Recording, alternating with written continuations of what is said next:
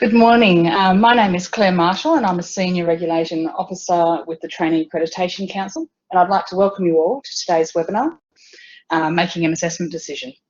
Today we will do a recording of this session and there will be handouts will be available on the TAC website. Certificates of attendance will also be issued to those here, and we ask that if you haven't already logged on using your full name that you please do so. You can possibly do that in the break as well, that will be fine. And I'd also like to respectfully acknowledge the Whadjuk people on whose land we meet today and pay our respects to the elders past, present and emerging. Okay, without further ado, I'll introduce our presenter today, which is Dr. Russell Docking, who has been an auditor with the Training Accreditation Council for a number of years and has immeasurable experience. Welcome. Thank you very much. And thank you, Claire. I think I should mention to you that it's Claire's birthday today, so as my gift to Claire, she's going to have to sit through 3 hours of workshop. But it is really good to have Claire with us today, wrangling your questions, and she's set all this up to work for us. It's probably worth mentioning that on occasion we sometimes have a glitch. Please, if that happens, just hang on, because we would get ourselves back again. But we are subject, of course, to the whims of the web, and that can mean that you know, what might otherwise be a fairly sort of routine process can become a little bit more complicated. I've been working in this area for quite some years now, and the topics of this series, and this is the third of a three-part series of assessment, has been my particular soapbox upon which I stand, and so it's an opportunity here to share with you observations that in some part reflect the standards, in some part reflect best practice that I've observed, and so it's a sort of a blend of what you must do, what is mandatory, and what you could do, what is advisory. And I'll try to make sure that as I go through today's session that you know when I'm talking about a standard that is set in the standards for RTOs, or where I'm making a suggestion or providing advice or suggesting good practice that you might want to follow. We run between now and midday Western Australian time, and we'll be taking breaks. It's a bit unpredictable, but we'll take 2 breaks, one at around about 10 o'clock and one around about 11 o'clock. And each of those breaks will be around about 10 to 15 minutes. We'll see how we're going. And those breaks should coincide with some activities, so that they're a break for you to both be engaged with an activity, but also to get outside or make yourself a cup of coffee or whatever. So we'll endeavour to give you an opportunity to take a break from this session as we go. The other thing I should mention to you is that if you wish to ask questions, because we have registered about 150 people and we're already up to about 70 people participating, to ask you to ask questions with your microphones would be a cacophony. So instead we're asking you that if you want to ask questions, please use the chat box, and we'll endeavour to respond to them as you ask them in real time, but sometimes there'll be a logical flow that we need to keep going, in which case I'll review questions at each break and then start after each break with a recap that takes on board the questions that you've been asking. The references and resources that we have for this workshop are manifold, and so in terms of handouts, you have a handout which is this one, which is the pre-reading, and I'll run you through the pre-reading quite quickly in a short moment, but that's one of your resources. You have, of course, the PowerPoint presentation, the slides, as a handout. That's handout number 2. And then you also have handouts for activities. So handout number 3 relates to activity 1, handout number 4 relates to activity 2, and handout number 5 relates to activity 3. The numbers are a little bit out of kilter, but that's just the order of information. But other resources that we are going to refer to from time to time, and resources that you won't need to access on the spot, but nonetheless you need to know that they're there for you to review, are of course the standards for RTOs 2015, as amended over time since then. So we're now up to version compilation number 3. And those standards are, of course, the gospel to which we subscribe. And when it comes to assessment, there are very specific clauses in the standards that talk about assessment. And we need to make sure that in discussing this topic of using assessment tools and the validation and the like, that we are consistent with those standards. To guide you with those standards, there is a user's guide produced by the Training Accreditation Council. If you're working with ASQA, the ASQA has a similar document, but if you're working with TAC as your regulator, then this one is the document for you to use. And within each section, there is a discussion of the standard and its importance, the clauses and why they've been written, what that means for you as an RTO, and what you might need to be able to produce as evidence in the context of compliance audit. And then there are a whole host of fact sheets developed by TAC. I do need to stress that the fact sheet is a blend, like this workshop, of what is mandatory, because it'll reference the standards, and what is advice, and their TAC is saying, here's a good idea you might want to consider. So there's one on assessment, which is very clearly very close to what we're dealing with today. There's one on recognition of prior learning, and that is, of course, part of or a variety of assessment. So this talks about recognition of prior learning and guides you in relation to that. There is one on distance and online training and assessment, and there it picks up on particular issues that we're confronted with when we start delivering and assessing online. There is another on records management, which is one of our topics for today. And so when we look at records management, you will see that, again, there are some aspects that are mandated and other aspects of maintaining records, which is advisory, and we'll be dealing with that a bit more. There is one on issuing testimonials and statements of attainment, which is a recent version from TAC, and talks about the issuance of certificates that follow from assessment and are part of the records. There is one on RTO complaints and appeals, and so there is where you can look at complaints and appeals processes. And our final topic for today, which is assessment validation, is also backed up by a fact sheet. So when we look at the topics that we have for today, you'll see that there are fact sheets that relate to each of these, and that does mean that although there'll be a lot of information shared with you during this workshop, there's also a lot of information you can access afterwards. You'll also find at in the very last slide that TAC provides you with a contact, an email contact, so that if you have questions following this workshop, you can put those questions to TAC. TAC may either respond to them directly or it may pass them on to me.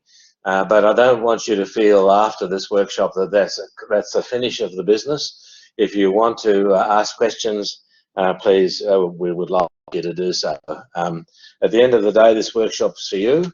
It's not about TAC and it's not about me. It's about what serves your needs. And so it's really critical that you have this opportunity to ask questions either during the workshop or afterwards. When we go through this program today, we're going to start off by a quick look at the pre-reading. And in the pre-reading, you'll see that it takes you back over the previous 2 workshops. And I'm not exactly sure how many of the 70 plus people that are participating today, I'm not too sure how many of you have participated in the first or second workshops in the series. So we'll just take you back, but you can see, if you have been at those workshops, consider this as a kind of refresher. And if you haven't, then what it is setting the scene for the discussions that and the information that we're going to share with you later on in this workshop. So I'll take you through the pre-reading, where we look at the need for high quality assessment practices and quality criteria for assessment. And then we'll move formally into the workshop itself, looking at the use of assessment tools, and in particular, who is using them and how we need to make sure that they're using the tools effectively. Making the assessment judgment, which is the critical part of the process, so that we understand that the purpose of the tools is to produce evidence with which we can make a judgment about whether a person is or is not yet competent. And then we look briefly at keeping assessment records. I mentioned before there was a fact sheet in relation to that. We also look briefly at assessment appeals and the appeals processes and what that might mean. And then we finish up today looking at validation of assessment practices and outcomes. So that's where we're going today, and subject, of course, to questions that you might raise. We might augment this a little, but that gives you an idea of the thrust of the workshop, and of course you'll find that that sequence of headings is also the sequence of headings in your PowerPoint handout, which is handout number 2, and it will be the structure for our session this morning. So welcome, and let's move on into looking at the pre-reading. The pre-reading that you have, and if you have it to hand, this would be really useful, starts off by talking about why do we need high quality assessment practices. And at the bottom of that first page, it talks about the critical role of assessment as a core part of your business as an RTO. At the end of the day, what you are as an RTO is an organisation that certificates a person to say that they're ready to work within industry. It's interesting that our certificates in the vet sector are forward-looking. They're basically saying this person, through a body of assessment, has demonstrated that they are fit for employment within a particular context, within a particular industry, at a particular level. So our vet certificates predict the future. They're future-oriented. Unlike university degrees, which reflect on the past, a university degree says that this person has completed 3 years of study and therefore has a degree. It doesn't say what they can do in the future with that degree. It just says this is a recognition of something completed. Whereas in the vet sector, our certificates are a statement of something that you're ready to do beyond the certificate. And that's a very profound judgment and call to make, and it's a very profound record of preparation for the future. And the thing about the vet sector is that we've adopted a competency-based approach to managing that process. In other words, we've basically said to industry, what are the competencies you need people to have? And if they have these competencies, we will teach to those competencies, assess to those competencies, and then people will have the competencies they need to work effectively in your industry area. And being an advocate of competency-based approaches, I'm very conscious of whenever a newspaper article pops up that actually reflects on competency. And I was interested to see one. This goes back, I'm afraid, some time now, 2019. But there was a little article in the paper about L-plate drivers and so on. And the penultimate paragraph says, the Road Safety Commission has said that there have been a 25% fall in deaths of drivers aged between 16 and 21 since the current licensing system was introduced in 2001. What happened in 2001 is that driver's licenses were based on competencies. But up until that point, there had not been a competency basis, but beyond 2001, there had been a competency basis for issuing driver's licenses. And that has resulted in a 25% drop in death rate. You've got to think that that's powerful evidence for adopting a competency-based approach. So the need for high quality assessment is evident not only in quality of performance, but in safety and in the well-being of individuals within enterprises and in the well-being of enterprises themselves. So it's really worthwhile taking this path. And so when we look at our competency-based approaches to using assessment tools and making assessment judgments and keeping records and validation, we can see that this is very much worthwhile because it has real and tangible outcomes in terms of and benefits in terms of industry, the community, and our learners. The document goes on page 2 to talk about what competency is. And it really is critical that we share the same idea about competency. And when we read what it says about competency and the definition of competency, which are in the standards for RTOs, it says that competency means a consistent application of knowledge and skill to the standard of performance required in the workplace. It embodies the ability to transfer and apply skills and knowledge to new situations and environments. And within that definition are a whole bunch of really magic words. One of them, of course, a couple of them, of course, are knowledge and skill. That competency is a combination of knowledge and skill. We don't want people just to know stuff, and we don't want people just to be able to do stuff. We want people to know and do. We are vocational education and training. So education covers the knowing bit and the training covers the skills bit. And so we are very keen on a balanced outcome, knowing and doing. And then it talks about consistency. So we want in our assessment processes and our judgment tools to be confident that we have make consistent judgments. And so when we come to looking at judgments, consistency of judgment is going to be really important. It talks about application. So we need these things not just to be, dare I use the phrase, academic. We want these things to be actually working products, that a competency is something somebody uses, rather than just something that sits in the back of their heads as a capability. And it needs to be a workplace standard. All our competencies in the vet sector have to do with workplaces. Their legitimacy is that they reflect what is needed and what is useful in a workplace. And that also says a lot about how we assess, because our assessments, if they're going to be meaningful, will make good predictions about a person's workplace performance. And when we make assessment judgments, we're making a judgment which says this person is ready to operate within a workplace at a particular level in a particular industry.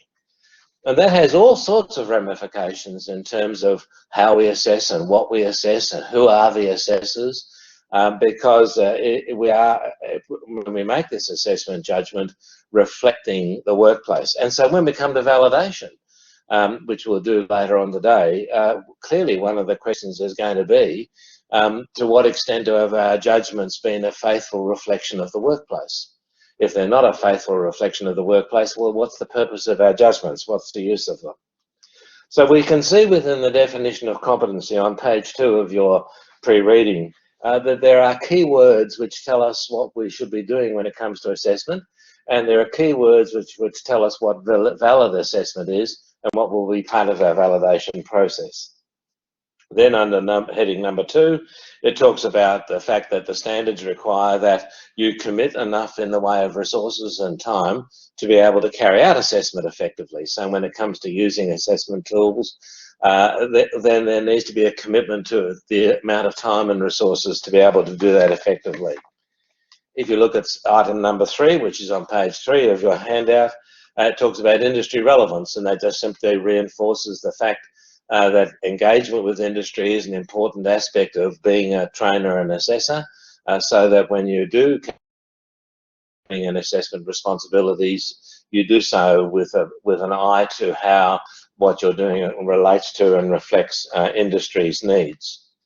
Item number 4 talks about responsiveness to individual needs, and that reminds us again that what we need to make sure is that we are conscious of the fact that there are individual differences in learning styles and strategies, and that to what extent we can, we need to be able to accommodate that in our assessment processes, how we use the assessment tools.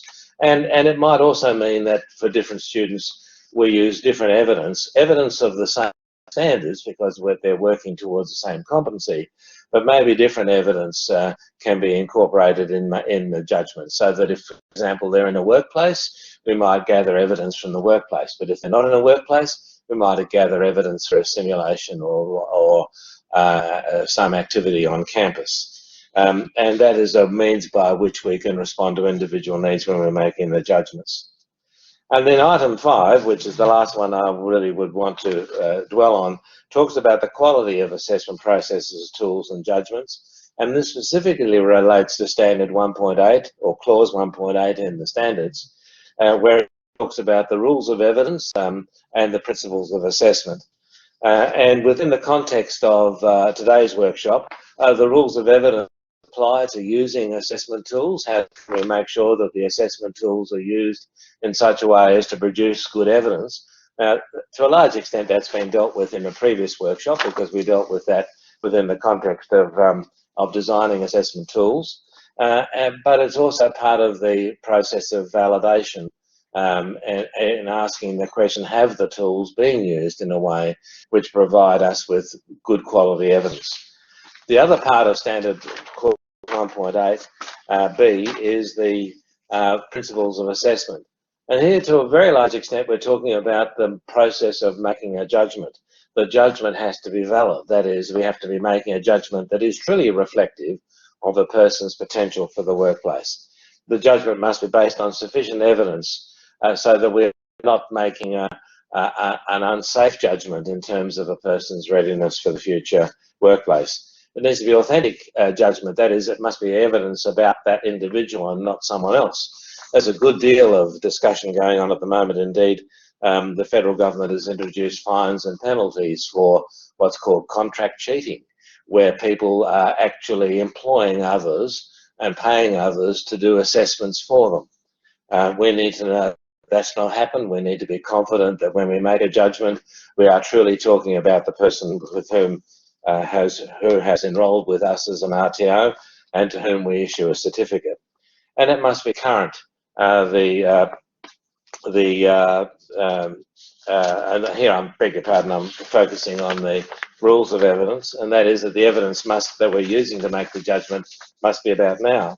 But when we come to make the judgment, we need to make sure that we're being fair, that we are in fact reflecting on the differences between students and accommodating wherever we possibly can of those differences. And that part is partly about flexibility, and that might also pick up on RPL as well.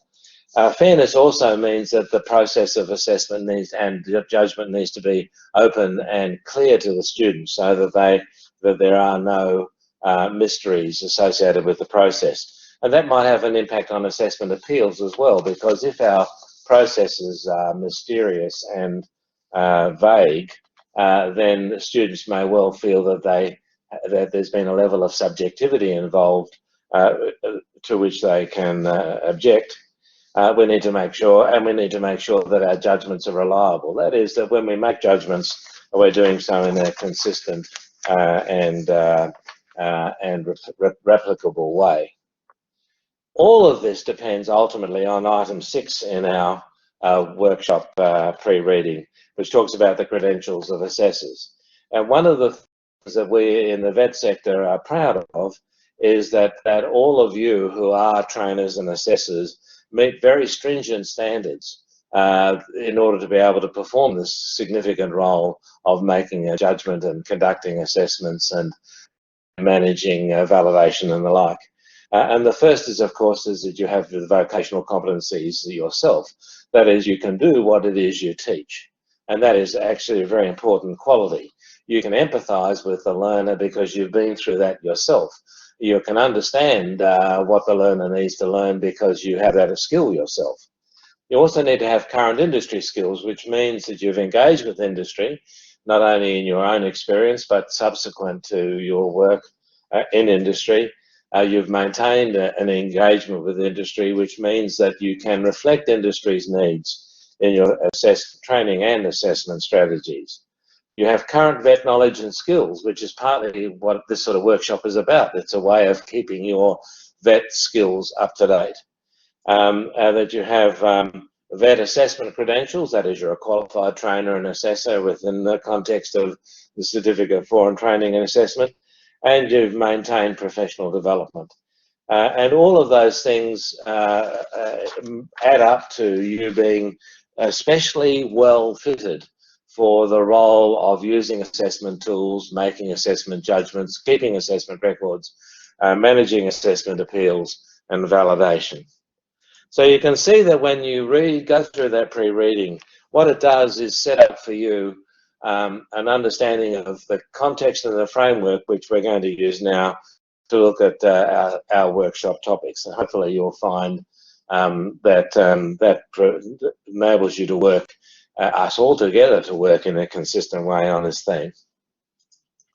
So the first thing we're going to look at is who could be using assessment tools. Because fundamentally, assessment tools are specialised equipment.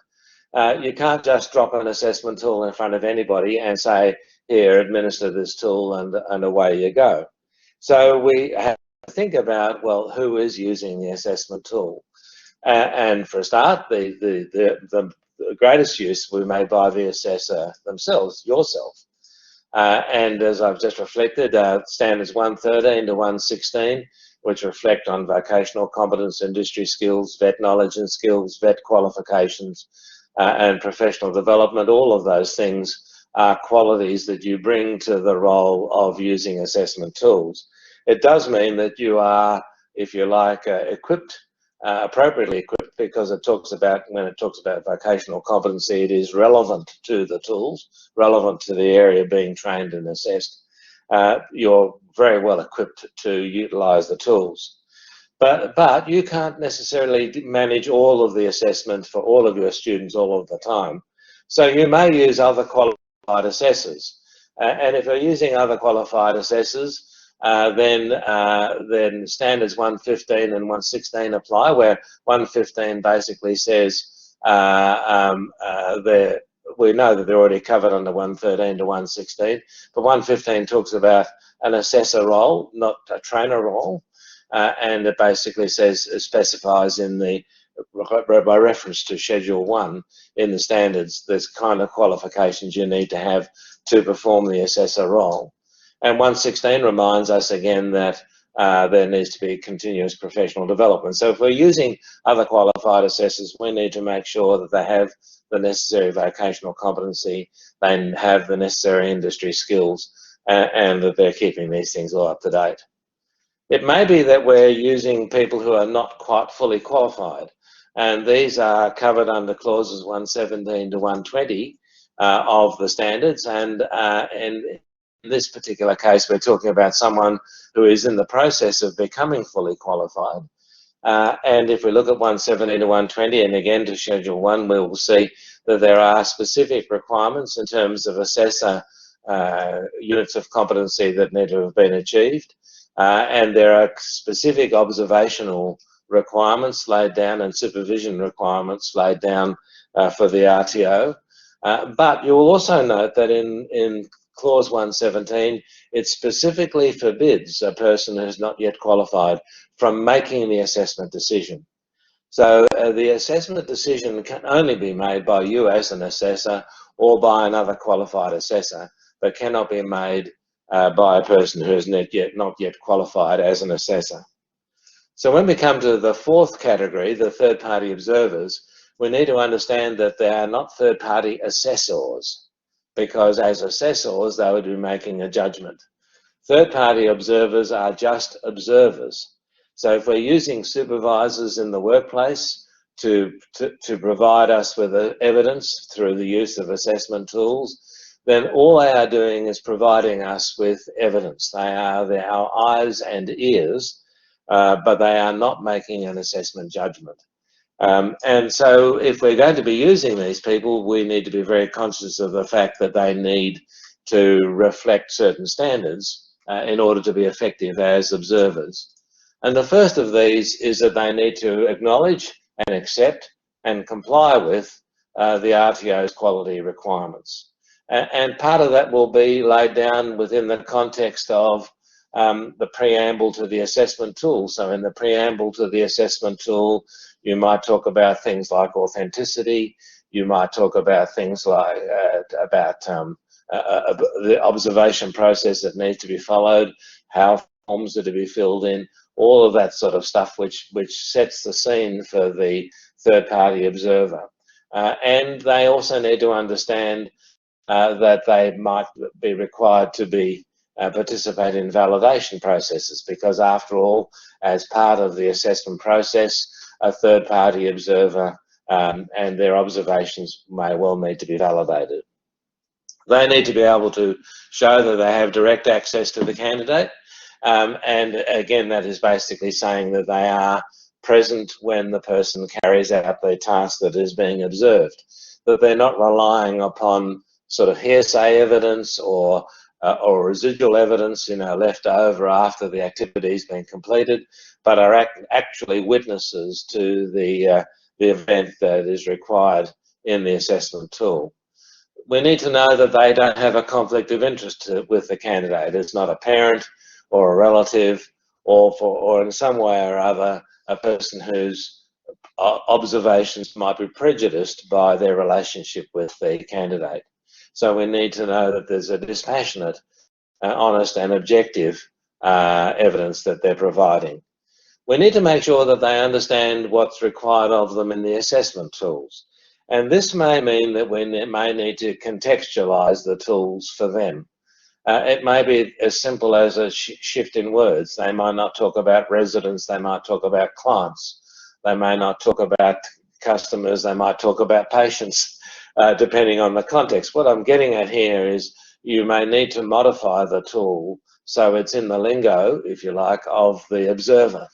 You mustn't change the standard. That would be customization rather than contextualization. All contextualization does is change the words, but does not change the meaning of the requirement. So you may have to make changes to fit the third-party observer. You can't expect them to modify their understandings to fit you. And this obviously relates a lot to workplace assessments. And sometimes when you look at workplace assessment tools, they are monstrous documents, sometimes hundreds of pages long, with vast arrays of tables and matrices and so on. And the mentor or the supervisor, the third-party observer, is somehow or other meant to make sense of all of this and provide evidence in relation to the minutiae of units of competency. That's a very, very big ask. So we need to understand them and their context and how they operate and what they can reasonably give us as evidence. And we need to make sure that what we provide them as tools are tools that are keyed up to fit with the way they work. They are very good providers of evidence on the most part, but we need to make sure that there's not a barrier between them observing meaningful evidence and their ability to report that meaningful evidence in a way which we can use when it comes to making an assessment judgment. So it is really critical that we are prepared to modify our tools and make sure that our tools are sympathetic to the circumstances within which the third party is working. And finally, they need to be prepared to commit time to participate in briefings, things on how to use the tools and how to carry out observations and what sort of traps and tricks that they might need to be aware of. Monitoring, you as an assessor, if you're using a third party, may need to spend some time with that third party, making sure that what they're doing is consistent with what you expect, and a validation. And that might be informal validation through the monitoring process I've just mentioned, or it might be formal validation through the RTOs conduct of clauses 1.9 through to 1.11, which looks at the systematic validation of assessment of training products. And so they may find themselves engaged in that because they're part of that assessment process. So there are a lot of things we need to think about when we're using third-party observers. They can be very valuable because they can extend our reach. We can get evidence from workplaces, which is a very good place to get evidence. We can cover students at a distance. We can use observers in remote locations for students who are in remote locations.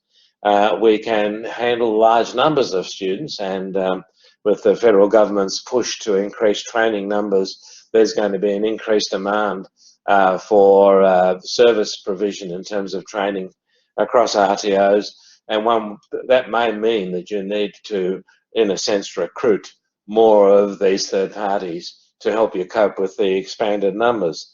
But it's not just something that happens, it's something that you have to manage, and you need to understand the role of a third-party observer, and you can in fact build a system which will accommodate both their strengths and ameliorate some of the risks and weaknesses of the process. So do keep that as in mind, because I think it's going to become an increasing demand, particularly as we go to more remote learning and assessment and more numbers. We are going to be drawing on third parties more and more. When we are looking at people using our assessment tools, we need to have high expectations of what they're going to do. After all, if they provide us with lousy evidence, we're going to make lousy judgments. We're going to issue unearned and inappropriate certificates, and that could lead to disasters within industry, and those disasters could be anything from an economic loss through to loss of life. I mean, these are not on the most part trivial issues. So first of all, we want those who are using our assessment tools to rigorously follow the instructions for the administration of the tool. And that does mean that you, in writing those instructions, need to again understand where the context in which the tool is being used, and make sure that you've considered all of the sort of issues that need to be addressed in instructions to make sure the tool is used to produce good quality evidence. The people using the tools need to reinforce instructions for candidates. They need to make sure that candidates understand what is expected of them. Assessments are not supposed to be tricky things. They're supposed to be a means of finding out whether a person does or does not have the competency. So they're very straightforward and open. So again, our instructions for candidates need to be clear and precise, and so that there's fairness in their assessment processes, and we expect our assessors to reinforce and clarify those instructions for candidates. We need them to keep to the script or assessment plan. So if there are particular rules and processes in terms of how a tool is used, they need to stick to that. They must avoid the temptation to customize the tool. Again and again, you find people saying, well, that's a really nice question, but I've got a better question. And quite often what you'll find is that in customizing it, they invalidate the assessment. So you need to make sure that they do not feel that they have some sort of responsibility to bring their own personality and their own personal view. That would be subjectivity that is unwelcome within the context of our requirements for assessments to be valid and consistent with the standards. They need to make sure that they use legitimate question and answer techniques, and this might require a little bit of mentoring on your part, a little bit of coaching, to make sure that they do not use question and answer techniques, particularly when it comes to knowledge, which is too leading. The same thing can happen also with our observation of skills. From time to time, you see an observation process which actually steps the student through the process of carrying out a task, when actual knowledge of those steps is part of being competent. And what we've done is actually given, if you like, too much information. We don't really know. We know that they can do each of the components, but we don't know whether they can do each of the components in turn without that sort of prompting. So we need to make sure that there is not a process of an excessive process, if you like, of support, that only legitimate questions and answers and guidance is provided. They need to follow strict observation protocols, that is, and you may in fact require a third party not just to report whether or not they did or did not see something, but what they actually saw. Because although they may not have seen something that you predicted was evidence, what they actually saw might be evidence, and you might, through the narrative that they provide, be able to make a judgment, and that's about fairness. So an observational protocol for a third party might be that they have to write a little paragraph or a sentence describing what they saw, as well as ticking a box which says that they saw it. And then they need to make sure that you monitor and that those using the tools are alert to the possibilities of assessment fraud. There are a whole bunch of ways in which students can commit fraud. It's another topic altogether, but obvious ones are plagiarism. And I mentioned before the notion of contract cheating, where a person presents evidence prepared by or produced by someone else as their own, and that's an authenticity issue. But there are other things as well which we will expect from our assessors and our people carrying out observations, because they're really not assessors, they're observers. We need to make sure that they reduce the candidate's stress and anxiety. And I don't mean here to sort of so that it's so laid back that the candidate's half asleep. What we're talking about is that assessment is intrinsically threatening and anxiety provoking. We don't need to introduce extra levels of formality that would raise a sense of stress and anxiety. We're not interested so much in a person's performance within the context of an artificially stressful environment. We want to know, have they got this competency? Now, I mean, if you look at any kind of job, operating at a high level on a scaffold is naturally stressful and anxiety provoking. But we don't need to add to that by introducing other kinds of protocols. We need to make sure that our observers ensure that there is compliance with OH&S and equal opportunity requirements. And it really is important here that although they may not be part of the formal assessment process, assessment, particularly assessment in the workplace, happens in an environment which can have issues in terms of safety and equity. We need to make sure that there is suitable feedback provided, and that is feedback which is constructive and will aid learning, feedback which explains and helps a person understand why something was not acceptable as evidence or not suitable as evidence. But the word suitable feedback is important because we do not want an observer to provide so much guidance and feedback that in fact what we're observing is the observer's competence rather than the candidate's competence. So it really is important that the word suitable reflects the need for us to be able to trust the evidence and that there's not been so much unsuitable support that in fact we're not seeing real evidence at all. We need to make sure that those third parties or anyone carrying out an observation process, an assessment process on our behalf, monitors the assessment process and contributes to continuous improvement, so that they need to reflect on how well the assessment tools work. Are the instructions clear enough? Is the assessment task reasonable? What sort of challenges did the student experience within the context of assessment? So there is, with our observers, they can not only observe the candidate, but also observe our assessment tools and how well they work. And of course, their ultimate task is to provide raw evidence to you, the decision maker. And that does mean that one of their chief responsibilities is to ultimately return to you information with which you can make an assessment judgment, which is our next topic. On previous occasions, when I've run this workshop, we've looked at the sort of problems that people come across with using assessment tools. And this list, which you find in your materials, is actually in order of frequency.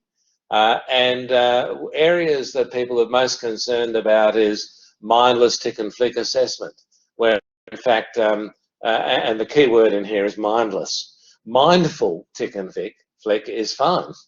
It's mindless tick and flick, where the assessor says, oh, well, I reckon they've probably done all right, tick, tick, tick, tick, tick. And what we need to be able to say is, before you put a tick against a particular quality, have you got reason to believe that that tick has been earned? And so the key word in that one is the mindlessness of some tick and flick assessments. Tick and flick is not necessarily bad. There are a lot of processes that we follow. I mean, when a pilot takes off in a plane, the first thing they do is a tick and flick against all of the requirements in terms of the safety features of the aircraft and the control features of the aircraft and so on. It's not the tick and flick that's the problem. It's whether it's mindful or mindless. That's the issue. Again and again, we're also seeing examples of out-of-date assessment tools and materials. And that can be simply laziness. Forgive me for using that word, but where you say, oh, well, this new unit of competency is equivalent to the old one. I've already developed assessment tools for the old one. I don't need to revise them or change them. I'll just use them again because it's equivalent. And the truth is that equivalence means that the new unit has the same function as the old one, but it does not mean that it has exactly the same content as the old one. And it does mean that the old materials and old assessment tools, and for that matter, the old delivery materials, may not exactly relate to the new unit of competency. And it's really critical that you do not utilise out-of-date assessment tools and materials. And I must say that this often happens with purchased materials, and people are using materials that they've purchased, they've paid a lot of money for them, they just keep using them even though they've drifted out of date. We need to watch out for talking horse or assessments where the candidate is being led too much by the observer. We need to watch out for personal opinion coming into the picture, and we need to make sure that in our observations and in observations conducted on our behalf, these have an objectivity that is born from the fact that we have been very clear in our expectations of what is to be observed or what answers are appropriate to a question. We need to make sure that the observer knows what it is they're looking at. In other words, they need to have current industry experience and not experience that is so dated that they're simply unaware of what industry's expectations are now. And that is very much a part of you making sure that if you yourself are involved in assessment, or if you are engaging others in assessment on your behalf, that you and they have current industry experience. And it's, of course, what current industry skills is talking about. We need to make sure that candidates have clear information about what is expected of them. And we need to make sure that what we are gathering as information is clearly and concisely mapped to the requirements of the unit of competency. And we've dealt with this last time we met. And we need to make sure that we have enough evidence to be confident that we are truly seeing a person's competency and not just an expression of luck in that particular assessment process. We also need to make sure that we are not confounded or confused by group performance, where a group of individuals might produce a product. You need to, at the end of the day, to certificate individuals. So you need to know that each individual in that group is capable of producing that product. And you also need to know who has done the work. And now this list here is not the complete list, it's just the most critical ones that came up from discussion. But these are the sorts of things we need to watch out for when it comes to validation. And later on in the workshop, you know, in the last hour, we'll be looking at the validation process. So we'll be coming back to these questions and these sorts of issues again later on today, because answering and checking our assessment processes against these kinds of issues is part of assessment validation. What we need to move to now, though, is that really critical process that you need to follow in terms of making an assessment judgment. We can talk, as we have in the first session, about building an assessment system and an assessment strategy that faithfully reflects the requirements of the standards and of the units of competency we're assessing. We, in the second session, talked about the process of building assessment tools so that we can gather meaningful evidence which will lead ultimately to a good judgment. And this morning, we've just touched on the sorts of things we might expect of assessors and observers in utilising the tools to produce good quality evidence. But at the end of the day, the evidence is just evidence. It's just a collection of information. We have to look at that evidence and say, what is this evidence telling me about this person's competency? If we've done all of that other stuff properly, then the evidence will be relevant to making a judgment. But it's this judgment that is the supreme role of a qualified assessor. This is the point at which you say, this individual is ready to work in these kinds of roles, in this kind of industry, and they're ready now. So you're making a really profound call, a call that can reflect upon that individual's future and that individual's employer and the customers and clients of that individual beyond the training environment. So what I want to do is to look at our first activity, and you will find, if you look at activity 1, which is handout number 3, you've been provided with the content of a particular unit of competency. This is just picked out because, well, maybe there's some confusion because it's a contributor assessment, but I thought it was sufficiently universal not to bother everybody. If I picked out a hairdressing one, there'd be some people who might find it a little bit difficult, but and others would find it very comfortable. So I've picked a unit of competency here, which hopefully you all will feel comfortable with. And what I've provided you in handout number 3 is an assessment record for A blogs and B blogs. And if we just look at those, here we can see A blogs. Here's his assessment record. And this is in the format that I often see an RTO using. So there's the name of the unit, there's the name of the candidate, then there's an indication that there are a set of performance assessments, performance assessment 1, 2, and 3, knowledge assessment, and you can see that A blogs was not satisfactory in assessment 1, assessment 2, but satisfactory in assessment 3 and 4, or at least the knowledge assessment. And you can see there the little comment that certain number of criteria involved. Assessment 1 involved 17 criteria, 6 of which were met by blogs, A blogs, and in the second assessment there were 17 criteria, 14 of which were demonstrated and so on. A blog seems to be getting better and better as time goes on. And the question I would want to ask you is A blogs competent or not? So if we came down to the assessment outcome, we know that there are no prerequisites, so we would say not required for prerequisites, and we have to judge the question of whether A blogs is competent or not. When we come to the second page, we'll find B blogs, who is not satisfactory in anything, same assessments, and we would want to ask the question, does this tell us that B blogs is competent or not? What I'd like you to do is just to dwell on that for a moment. I suspect you've probably already made your decisions. I'm not going to try to ask you to share with me. We've got 82 people now on board, and so 82 responses are going to be a bit overwhelming for me. Let me just reflect on a couple of things.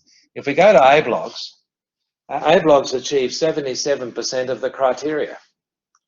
If A blogs was at a university, that would be a distinction. Mind you, if they're at ANU, that would be a high distinction. Interestingly enough, there's a document called Australian Grading Systems Explained, a complete guide, which gives you for every university in Australia the way in which they grade. And A blogs at a university would have a distinction. And B blogs, who actually gets 83% of the criteria met, would also get a distinction and a high distinction if they're at ANU. So you can see that if they were at university with these sorts of performance, they would get distinctions and high distinctions. There's not even a question of pass or fail. This is a high level of performance within the context of a university. But what was your judgment? I would hazard a guess that you would have probably argued that A blogs and B blogs both are not yet competent.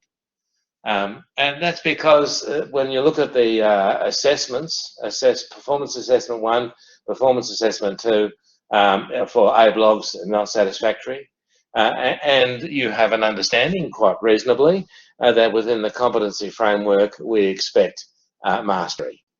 So we have there a judgment that it shows that there's a difference between how we look at things from a vet perspective and how things might be looked at from a higher education perspective, which leads to profound differences in what we mean by competent or not yet competent. And so we need to make sure that we end up with a process which leads to some consistency and some meaningfulness. I might say, by the way, that that document, which I've dropped on the floor, which talks about higher education, also mentions vet, and it basically says that within the vet sector we have two categories: competent or not yet competent. And so we don't have all these nuances. And it's really interesting too to look at that higher education thing, that the grade for say a distinction in one university is quite different to another university. In other words, we have variety between universities, and of course we have variations going on in other ways that mean at the end that they use different words, different grading scales, different labels to describe outcomes. We in the vet sector have a consistent idea, which is competent. This person is ready to be able to operate within the world of industry, or not yet competent. This person needs more time, more training, more assessment associated with all of that in order for us to be able to say that they are ready, and maybe they never will be. So you can see that the judgment being made with A blogs and B blogs is tricky. But there's more about this process that we need to think about. We actually have to make decisions of a kind that are fair, flexible and responsive and valid. And one of the problems when we look back at this document here, and I'll just reflect on B blogs, is that I don't really have any way of amending this if I have any other evidence. For example, you can see I'm trapped into the assessment tools. There's no way there that I can take on board any other kind of evidence. So if I have other evidence, for example, I've seen that B blogs does some of these, demonstrates some qualities of competency while doing another competency, or something I observed in the workplace, I can't allow for that. I mean, you pass or fail the assessment. And so fundamentally I'm trapped by the assessment, and I can't allow for anything that was unplanned or unexpected evidence. Now what that's happening is trapping us by our evidence gathering tool. And if we are truly going to be evidence-based, we should be able to accept evidence that we didn't expect, that we didn't ask for, which is nonetheless real evidence that meets the rules of evidence. It's relevant to the unit, valid, it contributes to sufficiency, it's authentic, it's about that person, and it's current, it's about that person now. So you can see that that judgment tool that for A blogs and B blogs doesn't allow for that. It doesn't enable us to make judgments about the quality of each component of evidence. We are assuming that the performance assessment evidence tool 1 and 2 and 3 is producing evidence that is uniformly good quality evidence. And that might not be true. There might be some parts of it that is faithful evidence, that is current, that is authentic and so on, and other parts that are not. And indeed, when we go back to this sort of recent law that's been introduced by the federal government, which carries with it fines of up to $250,000 for a student who actually incorporates evidence from someone else. It might be parts of the assessment are good and parts of the assessment are bad. We can't tell. All we can do is say they've got the whole assessment or they haven't got anything. We do not have a means of, through this process of having judged what is good quality evidence, of collating the credible evidence to provide us with a meaningful basis of a decision. Indeed, this evidence here is not competency-based, it's assessment tool-based. And what we're not supposed to be answering the question is, did they pass or fail the assessment tools? What we're supposed to be saying is, did they pass or not the competency requirements? So you can see that lost the detailed information about the competency in this process. We've lost the ability to make a safe and meaningful judgment of competency. We're talking about passing or failing tests rather than passing or, dare I say, failing competency. And what's happened is the tests have become a surrogate for competency, and that means that we become less able to make wise judgments. So what we need to be able to do is something quite different. We need to be able to gather evidence in relation to units of competency, and that information might be something that we see in a mapping, and we'll come to that, look at that again in a moment. And we need to be able to gather all the evidence, some of it expected, some of it planned, some of it from tools, some of it from other sources. We map that onto the unit requirements. We gather any supplementary evidence that we might need because there might be thin areas of evidence, gaps in our evidence, and then we need to be able to make the final assessment judgment. So what we're going to share with you after the break, which is amazingly happening in 20 seconds time, what we're going to do is have a look at an alternative approach. And it is one that is picked up in your activity 2. And in activity 2, which is handouts 4, you will find that we see A blogs and B blogs information, exactly the same information as you've already seen, but now broken down by the unit of competency requirements. And then we'll look at how that information can be used to make meaningful judgments about whether or not a person is or is not competent. So at this point, we'll take a break. I make it 10 o'clock. If we could reconvene at 10 past 10, and we'll continue on with our exploration, looking at making the assessment judgment then. Thank you.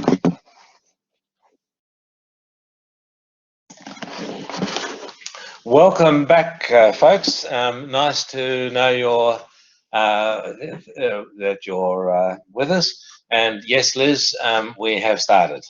Okay. Oh, yes. Hello, Liz. Nice that you're with us. Let me just now take you through, in our second activity, the handouts 4 and 4A. What I want to share with you is a strategy for both planning, evidence gathering, which is the mapping that we talked about in the previous workshop, turning that mapping then into a recording tool, so it's about recording evidence, and then using the tool to make a judgment of whether or not a person is or is not competent. And this is only advice. This is not mandated. This is not specific requirement of you under the standards. What is required under the standards is that your assessments meet the principles of assessment and rules of evidence. And this is a means by which you can demonstrate that you are meeting the principles of assessment and the rules of evidence. But it is not the only means. I want to stress that. I also want to stress that this, and we'll see as we go through this, that although this does look labour intensive, it does give you a surety that you have made a safe, sound judgment.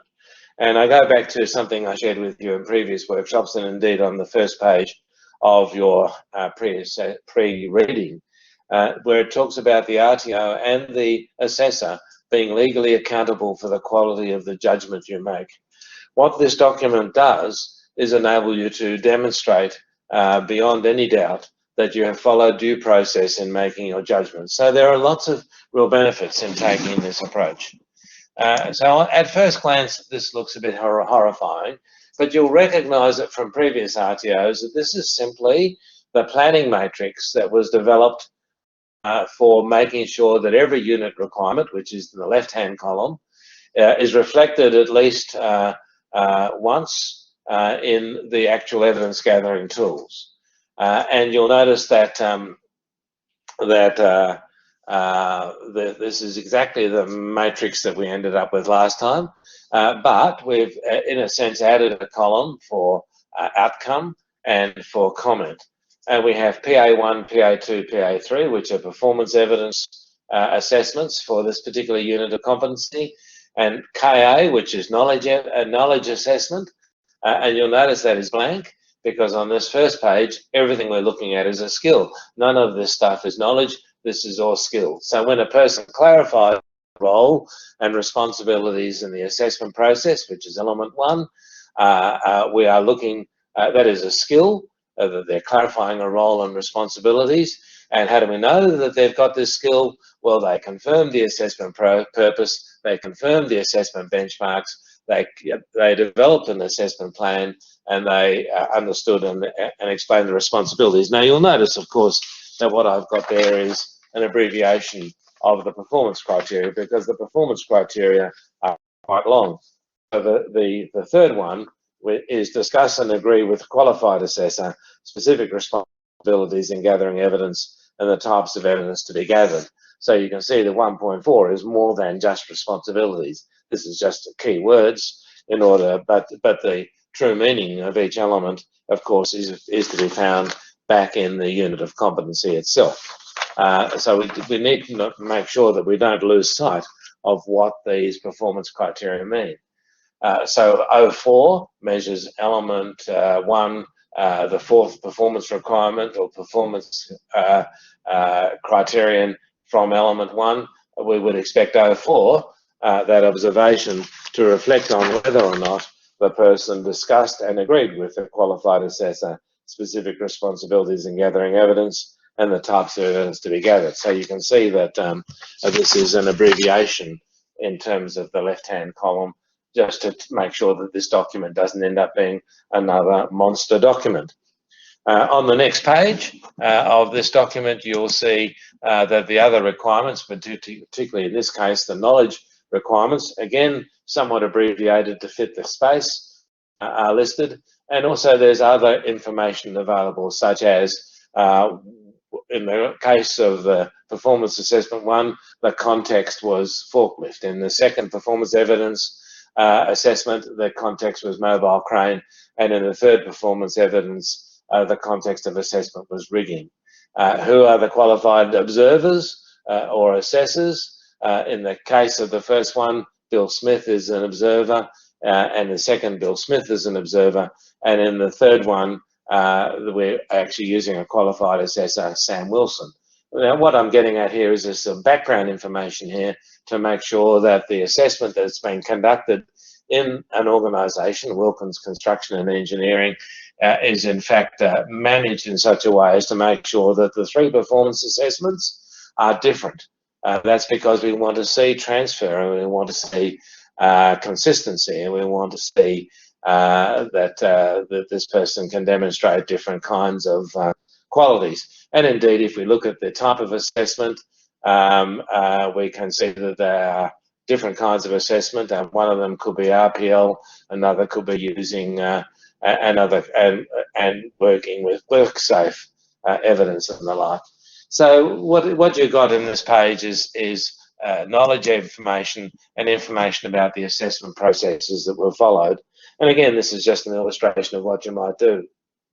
So when you look at Abe logs, again, we know from the previous document that Abe logs achieved, I think the figure was for Abe logs, 49 of the 63 requirements. In other words, there are 63 requirements, 49 of them have ticks, and the balance have crosses against them. The question that needs to be asked is, what does this pattern of performance tell us about Abe logs? Now, if we look at this information and do an analysis, we can see on this page, which is page 4A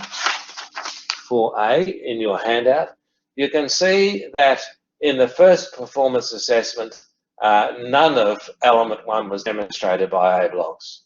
But in the second and third performance assessments, Abe logs demonstrated all of the performance requirements, all of the performance criteria, and therefore element 1 has been demonstrated twice. And that would be sufficient for us to be able to put a green tick in the outcome column, because we've seen this performance demonstrated twice. That is, we've seen consistent performance and we've seen transfer from performance in 2 different contexts, and we'll be able to say, yep, Abe logs has demonstrated element 1, so there's a green tick against element 1. But when we get to element 2, we discover that only on one occasion did A blogs demonstrate all the qualities of the element. That was in PA3. That's got a blue oval around it. It is true that in PA1 and PA2, together, all of the performance criteria were seen, but they were never seen in their entirety, so that in PA1 and PA2, element 2 was not demonstrated. And so since we've only seen it once, we put a cross in the outcome box because they have not demonstrated that quality. Likewise, in element 3, we've seen it once, so it's also a cross. But in element 4, we've seen it twice, so there's a tick. And if you go through, you can see that what we're doing is taking the pattern of performance of A blocks, which is now detailed in relation to the evidence we've gathered, and making an outcome call. And this is something you can do as an assessor. Again, if we go on from there with A blogs, we will see that he's demonstrated all of the knowledge, but if you take that column of the outcomes, there are 3 red crosses in the outcome column, and so overall you have to make a judgment that A blogs is not competent because of those crosses, because of those elements that have not been seen.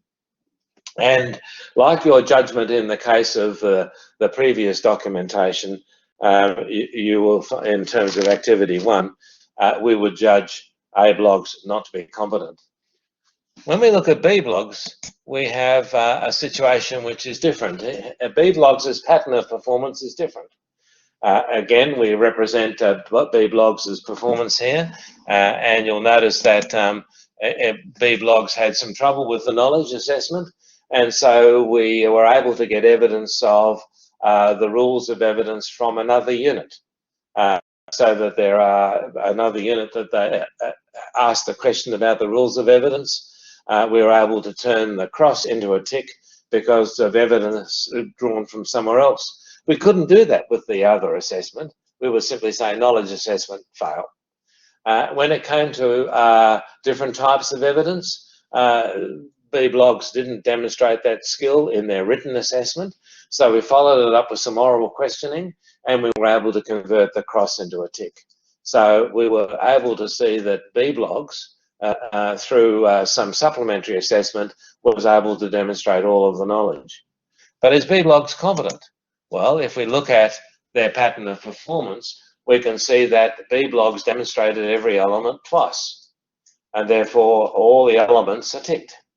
We can see that B blogs has demonstrated the performance evidence requirements, and we can see that B blogs has demonstrated all of the knowledge.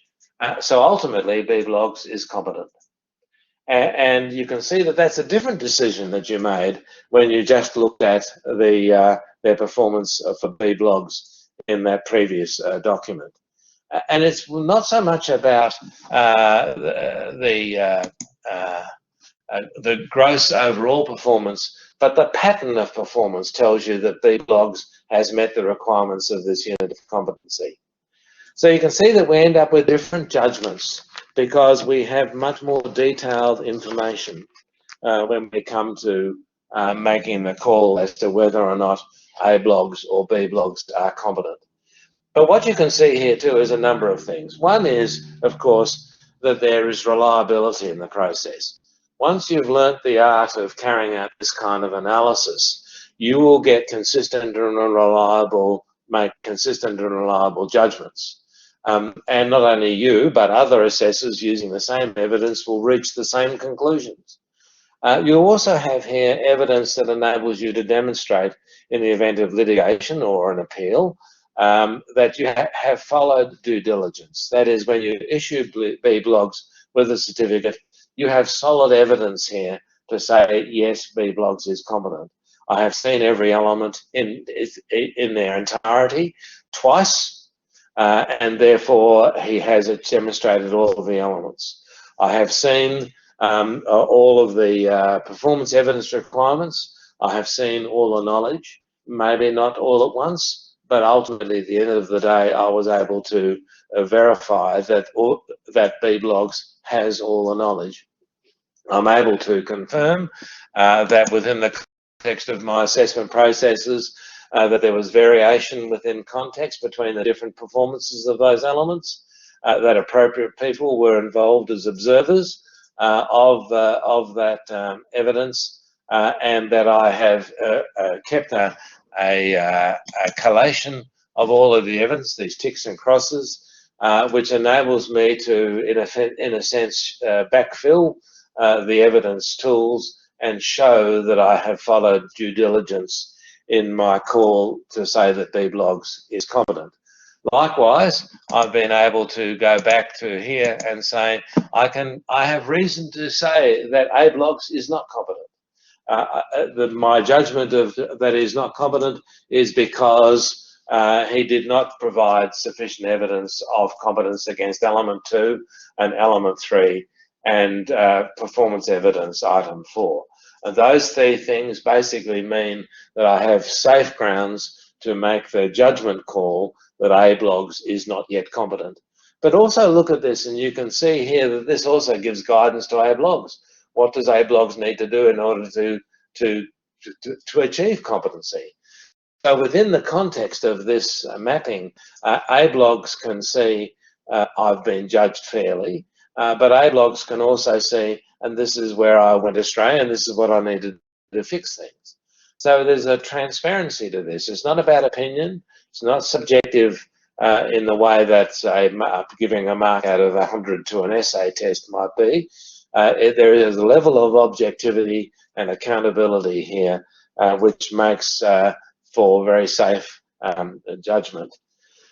Now, this does look like a lot of work, but keep in mind that all of this evidence that you've gathered has come from assessment tools. So all you're doing is picking up evidence from an assessment tool, PA1 or knowledge assessment, popping it into here, and then using it to make a judgment. In actual fact, it's very little extra work, but what it does give you is extra precision and extra confidence. And it provides you with really strong information in terms of accountability. Liz is asking a query. The performance evidence for the unit states 3 evidence gathering activities. Is that different to the 2 that you displayed? Oh, Liz, curse you for reading the documentation. Well said. The answer is that it needs to be 3 evidence gathering activities. And if you look down under performance evidence, conduct 3 assessment activities. This is in actual fact 3 activities have been conducted. It doesn't say in the standards that they have to demonstrate competency in all 3. So I've taken the position, and this is a point for discussion, I think. I've taken the position that 1 would not provide me with evidence of transfer or of consistency. 2 provides me with evidence of transfer and consistency. So I've taken 2 that you need to provide 3 opportunities for demonstrating these qualities, that these 3 opportunities need to be different, but the 2 would enable me to make a safe call. Now you can see that there's an element of judgment in that, and in many cases units of competency talk about at least 1.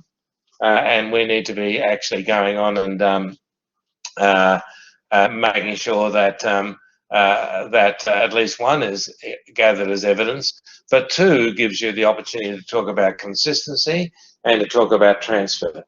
Deanne from CBD College says, according to the unit, element 2 only needs to be demonstrated once, but P, 3 and 4 need to be demonstrated 3 times. So asking to see element 2 twice is above the unit of competency requirements. And that is true. In actual fact, I've suggested to you that, and I've suggested this to you in previous workshops, that although a unit might allow you to gather evidence once, the definition of competency doesn't. And we have a little bit of a discord here, because the standards themselves include in the standards a document which is I think is a glossary, and the glossary is part of the standards. So when it talks about competency in the glossary, it is saying what a competency means. And when it defines competency, it talks about consistent application, well, you can't judge consistency with one. So that even though the unit says at least one, you truly can't judge consistency from one. So at least one really means two. And when it talks about transfer, you can only observe it, if you only observe it once, you have not observed transfer.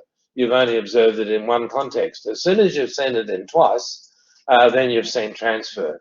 So interestingly enough, there is, as I said before, a little glitch in the system in that best practice and the glossary definition of competency really says you need to assess at least twice.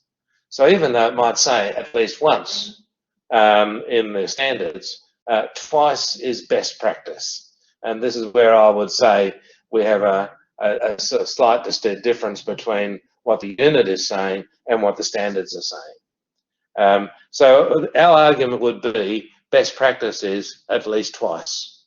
And of course, if you're in areas like hospitality and so on, you might actually have to assess 20 or 30 times and so, because there's such a complex collection of different contexts within which a person might work or products a person might produce. So at least twice is really best practice, although there will be circumstances where once might be acceptable. And as an auditor, we have to go by the standard. And if it says in the unit once, and a person does it once, we'll say it's not best practice, but it is compliant. And we might say as an opportunity for improvement, we would suggest that you need to get more evidence in order to meet the definition of competency, which requires consistency and evidence of transfer. So those are very well made points. And Renee, you're off. Nice that you were with us. Please bring up any questions that you might need to at a future date. And this is true of anyone who needs to leave early, that we welcome questions from you after this workshop.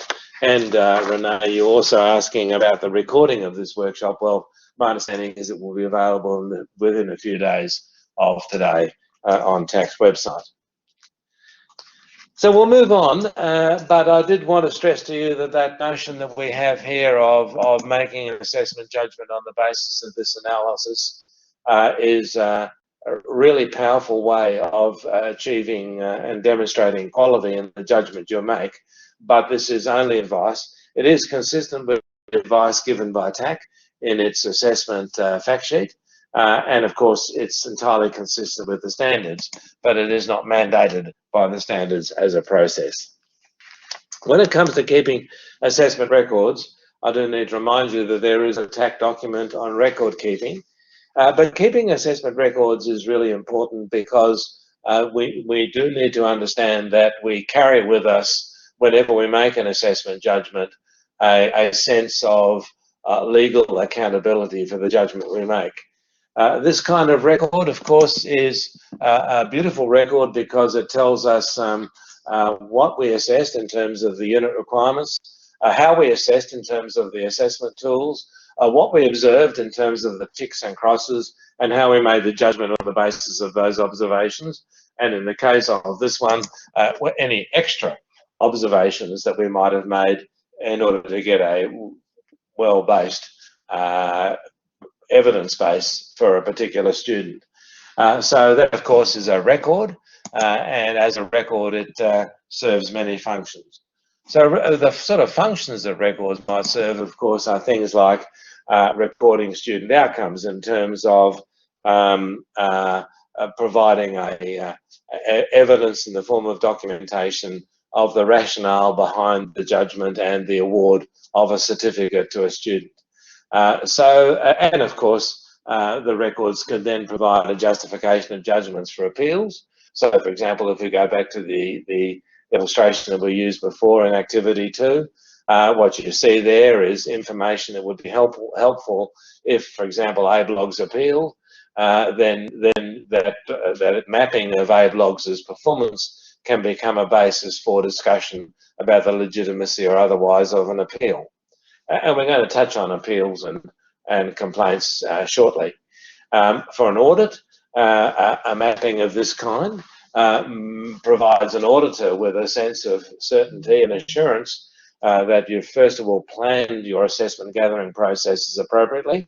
And I must say that, well, again, although they're not mandatory, I've very rarely come across an RTO that does not now map its assessment tools back to unit of competency requirements. It's not mandated, but it's a beautiful way of showing that you've designed your system and your tools appropriately.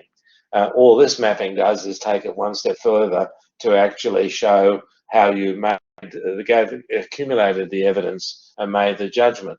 So from an audit perspective, these sorts of records are really powerful tools to show that you're complying with the standards. But also litigation. Fundamentally, when it comes to litigation, and I might say that the standards are silent on litigation.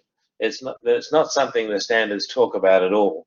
But in real life, if something catastrophic happens in a workplace, we almost invariably find that the person who judged the individual to be competent and the RTO that issued the certificate to that person may well find themselves answering questions, required to answer questions about the veracity of the judgment call they made about that person's readiness for the workplace. So we've had incidences here in Western Australia, and we've had incidences in the eastern states where people have died, and there has been a court case, an inquiry, and the assessors who gathered evidence and the RTOs that issued certificates are called to account for the quality of the judgment they made.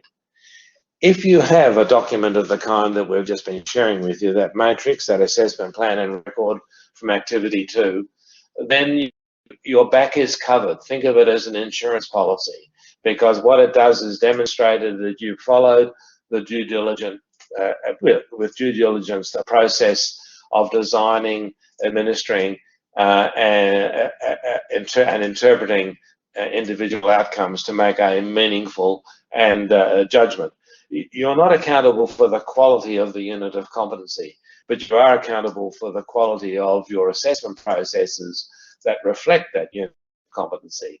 And so you can see that the documentation would provide you with a great deal of protection in the event of litigation. If all you can do is stand up and say, I believe this person to be competent because they got most of the questions right, you don't have a leg to stand on, and you could find yourself, at least in part, accountable for that person's errors within the workplace. And finally, assessment validation.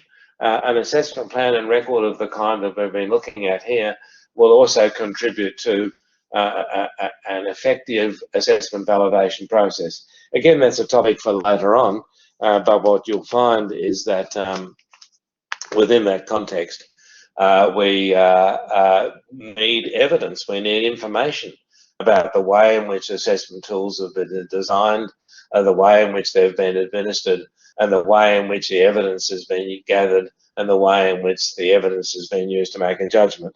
So fundamentally, when it comes to assessment validation, records really are important.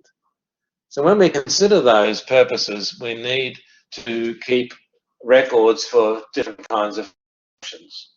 So for example, we need, and the 5 to 7 years BISO here is not laid down anywhere as in documentation. It's basically, it comes under that sort of notion of period of responsibility. There's a term for it which escapes me right at this moment. But fundamentally, after about 7 years, or 5 to 7 years, the judgments you've made about an individual cease to be critical in that individual's performance. After all, over those 5 years or 7 years, they might have forgotten stuff, they may have changed, worked in the workplace, and therefore there's an accountability of the employer to make sure that they're functioning effectively and safely, and so on. In other words, your level of responsibility, which is high at the moment in which an individual is certificated and steps back into the workplace, but diminishes in responsibility over a period of 5 to 7 years. So what you need to do is to make sure that you can access the unit of competency that you have actually been delivering. I mean, this unit of competency here will change from time to time. So this is the current version, but in 5 years' time, it may not be the current version. I will need to make sure that the assessment that I carried out of Aid logs was referenced to the unit of competency that applied at the time. So I need to be able to do that. Now, what you'll find is that units of competency are archived on training.gov, but sometimes a unit of competency is eliminated, in which case you need to make sure you've got a copy of it, because that's the basis upon which you assessed and the basis upon which you made a judgment and subsequently certificated. So make sure that the unit of competency you're teaching for each cohort of students is preserved in some form, obviously digital form or paper form, but somehow or other preserved. And after about 5 to 7 years, a bit like your tax records, you can chuck them away. Then you need to make sure that you have signed and dated assessment plans and records for all students. And fundamentally what this is saying, and of course this is an assessment plan which can be signed by a student, but you might have your own different kinds of assessment plans and records. You need to keep those for about 5 to 7 years so that you can, and again that can be in digital form, much as it is here, shared with you. Fundamentally that enables you to make sure that in the event of litigation, you've got an evidence trail which shows how you developed and operated your assessment process. Of course, PA1 and PA2 and PA3 on this document are kind of anonymous, so you need to actually have PA1 and PA2 and PA3, the actual assessment tools, not for each student, but rather just for the unit. So you're basically saying, well, I need to be able to say, what does the person says, what does PA1 mean? You can say, oh, here, this is what the observation tool looks like. This is what their knowledge assessment looks like. They could, of course, use the ticks and crosses in this record to backfill those tools if they wanted to, but not necessary, because what you've got in the summary is everything you need to know. You need to keep actual completed assessment tools for a small sample of students up until the next validation event.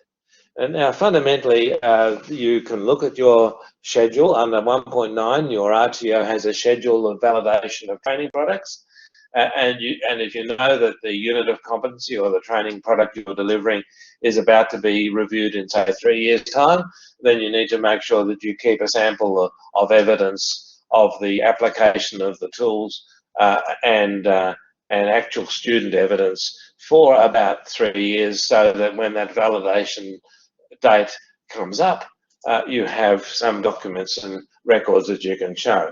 I mean, when it comes to validation, as you'll see later on, part of that validation will be reflecting on the past, and some of the validation can be contemporaneous, that is, that can come along once you carry out an assessment. But it would be useful to have a small sample, and we're not talking about large numbers here. We'll come back to this when we talk about validation. But a sort of typical example of the kind of evidence, actual evidence you're getting from students. Of course, if they're cooking meals, you don't need to keep frozen meals in a large freezer container. You would basically need to keep a records of what you observed with those meals in terms of the criteria by which those meals were judged. And you might include photographs, you might include video, but you do need to keep an evidence trail which enables validation to take place. And finally, if there's RPL processes, if you're offering RPL, you would need to make sure that that there was evidence, documentary evidence, backing up the RPL decisions you made. And again, keep that information for about 5 to 7 years. So I refer you for the rest of this, though, to look at the records and documentation fact sheet produced by TAC, and it'll give you a little bit more detail behind this. We just wanted you to see that it's not necessary for you to keep vast amounts of actual records. I remember visiting an RTO that was teaching welding, and every piece of welded metal was in a huge pile, a mountain, Each piece of welding had been labelled with a unique code with white paint, and there's this vast volume of steel in a giant heap, which could be accessed if you needed to, but finding a piece of evidence for a particular student within that heap would be an enormously difficult task. But what happens when a student does weld two pieces of metal together is that you make observations of the quality of the weld. Now, I'm not an expert in welding, so I won't get into the detail, but you'll have a set of criteria by which you judge as to whether it was a satisfactory or not satisfactory weld. That information now becomes documented information. The bit of steel can be reprocessed for someone else to use. What really matters is the evidence derived from that process. So we're talking about records here, and we're not talking about you keeping mountains of welded joints or vast refrigerators of prepared food, or that sort of information is not necessary to keep. What you need to do is to be able to keep evidence and an evidence trail. Part of the purpose of keeping evidence and evidence trails is to be able to cope with assessment appeals. And we just, again, would like to touch very briefly on this, and then we'll take a break, to look at the requirements. And Standard 6 in the standards talk about appeals and complaints. And we would just like to reflect on that briefly within the context of this workshop. And the key idea, of course, is try as best you can to avoid having to deal with assessment appeals through prevention processes. And the first, of course, is that an appeal is going to be much less likely if you have a really valid and, dare I say it, transparent assessment plan. So that does mean that if we go back to last week and the last time we met, and also to the assessment plan and record that we shared with you today for A blogs and B blogs, within that is an assessment plan. And I use the word transparent to mean that this is something known to the student. We are not in the game here of mystery shopping or mystery processes. If you look at university assessments, they can assess only about 5%, about 10% of what they taught. In a 13-hour course, when a 1-hour assessment, you can assess about 10%. And you only have to get 50% of the 10% to pass. So around about a 20th of what was taught is necessary to be able to pass. So you have to keep the assessment secret. Otherwise, your students will just learn 1/20th and not bother with the other 19/20ths. So the assessment process has to be secretive, mysterious process. And the students spend a lot of time trying to work that out by looking at past exam papers.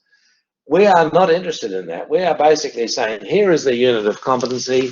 It's published and printed. When you've demonstrated all the qualities in this unit, you are competent. We are going to ask you to demonstrate those qualities through these assessments. When you have gone through those assessments or demonstrated any of these qualities in any other way, then we will judge you to be competent. No secrecy involved in this at all. And students can deliberately become competent. I mean, the thing about this is that it has the effect of moving the locus of control and of responsibility from you and your secret processes by sharing them with your students, and they can now actively take command of and responsibility for their own learning and for their demonstrating these qualities of competency. And that reduces the likelihood of an appeal, because fundamentally it's not a matter of your opinion, it's not a secretive process where bias or prejudice might have come in. It's an open process, and so having a valid plan really makes a difference, and a shared plan makes a difference. Explaining what competency-based assessment is to students is important. Some of the times when an appeal has been evident is because the students haven't quite gotten used to the idea of competency. We are basically saying that you have to demonstrate all of these qualities. Not all of the time, but you must overall demonstrate all of these qualities to be called competent. There is but that is unusual for a student who's gone through school, maybe also gone into higher education, where 100% of these qualities is not required. First of all, they're not printed, so you don't know what qualities they are, and you only have to get 50% of them to pass. In our context, it's different. So you need to make sure that students who are coming from other sectors, school or higher education, understand what competency-based assessment is. Again, it reduces the likelihood of complaints or appeals because they'll be able to see these are the rules of the game, I understand what I need to do, and therefore I'll be able to say if I'm not successful, it's a fair cop. Then securing each student's agreement to the assessment plan. Again, none of these things are actually mandated well, having a valid assessment plan is effectively mandated, but explaining competency-based assessments to students, it does come under the heading of fairness as a principle of assessment. Securing each student's agreement with the assessment plan is an aspect of fairness, but it's not specifically demanded of you by the standards. But what it does do is reduce the likelihood of an appeal because they are saying, I agree that this is a legitimate way of assessing me, and therefore, if you assess me in this way, I will accept the outcomes of the process. Lisa is asking the question, what is your view on students completing their assessments during the training? As in, while the trainer presents, say, a PowerPoint, the students follow along and complete the written assessment. The question there, Lisa, is what would happen in industry? I mean, if we're looking at knowledge, we're basically saying if the person in industry has a guidance, for example, if they're using an elevating work platform, quite often printed on the elevating work platform are placards which talk about steps to be followed in terms of pre-operational use. If in real life those steps are provided, then in your assessment you can provide those steps. It might be through PowerPoint or whatever, and that would be legitimate. But if in real life, if in industry those steps are not provided, then what you want to know is, can this person function with knowledge in a way which reflects industry's requirements? In which case you would not allow them to do that. You basically do the PowerPoint presentation, and then you would ask them questions because you want to know, have they internalized that information, and then can they reproduce that information as they would need to in the real industry context. So as we talked about last time when we met, always keep in mind the question, what would industry require in terms of the use of this knowledge? And that comes back to you having your industry skills. You ask yourself the question when it comes to industry engagement, how does this industry use knowledge? Does this industry use knowledge with a lot of support and guidance and checklists and so on? Or is the person expected to be able to generate and utilize the knowledge without those sorts of prompts? And that then is reflected in how you assess. So sometimes open book is fine. Sometimes progressive assessment is fine, but you have to ask yourself the question, what does industry expect? And Fran Kennedy asks, hi, our students complete some documents in addition to their, I've lost you there for a moment, assessment tool during skills block weeks, for example, oral health assessment checklist. There are several of these documents and it makes collecting them and scanning them quite a laborious process. It is acceptable to have a checklist at the back of the assessment tool to say the person completed the documents satisfactorily. It depends entirely then, I forgot, I don't need to see your name at the top there, Fran. It depends entirely on, again, how much detail you need to be able to make a call. If those tools are there as part of the learning process, if they're formative assessments, then saying that they've participated in the assessment is enough. But if there is specific detail in those assessments, which then needs to be mapped against the requirements of the unit of competency, then you need to do the mapping and saying just yes to the whole thing. I mean, in truth, Fran, if they have demonstrated every quality, then yes enables you to put ticks against all of the requirements that that assessment tool was measuring. But if they've missed something, you need to know what is it they've missed, not only for the purposes of accountability, but also because there might need to be supplementary assessment on that aspect that's been missed. So Fran, it will depend a lot on how you're using that assessment tool in order to make a judgment. But what you'll often find, and Fran, I think that you may find this happening, is that when we start doing this, we discover we can stop assessing because we've got all the evidence. After a while, as we gather evidence, we will be ticking off things and we can say, bingo, aid logs has demonstrated competency. I can stop assessing aid logs. I don't need to spend any more time on aid logs on assessment because I've seen everything I need to see. And so quite often what you'll discover is that we're over-assessing now because we're not sure that what we're getting is adequate. So we assess again and again and again. I've seen as many as 13, something assessed as many as 13 times in IT, when in actual fact, after the first two bits of evidence, you can say, oh, we can stop now. We've got everything we need to know. So it's really a question of how we're using the evidence. And if we're using the evidence to as a means of making a judgment of competency, then it's best to map it back. If we're just using the evidence to monitor our delivery, a formative assessment, then we needn't worry about the detail. And Lisa asks, oh, we've already done it, Lynn? Thank you. Yes, Lisa, we've answered your question already. So then, of course, when it comes to we get the agreement of students on the assessment plan, we need to stick to the assessment plan. If we don't stick to the assessment plan, we are putting ourselves up for an appeal and for a complaint.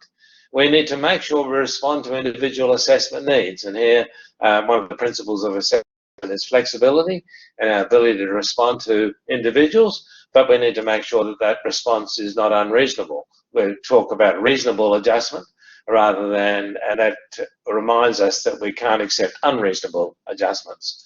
And where necessary, responding promptly to learner complaints, so that if a candidate or a learner complains about an assessment process, maybe we can prevent the formal process of appeal by responding to it then and there, rather than waiting for it to become a formal process.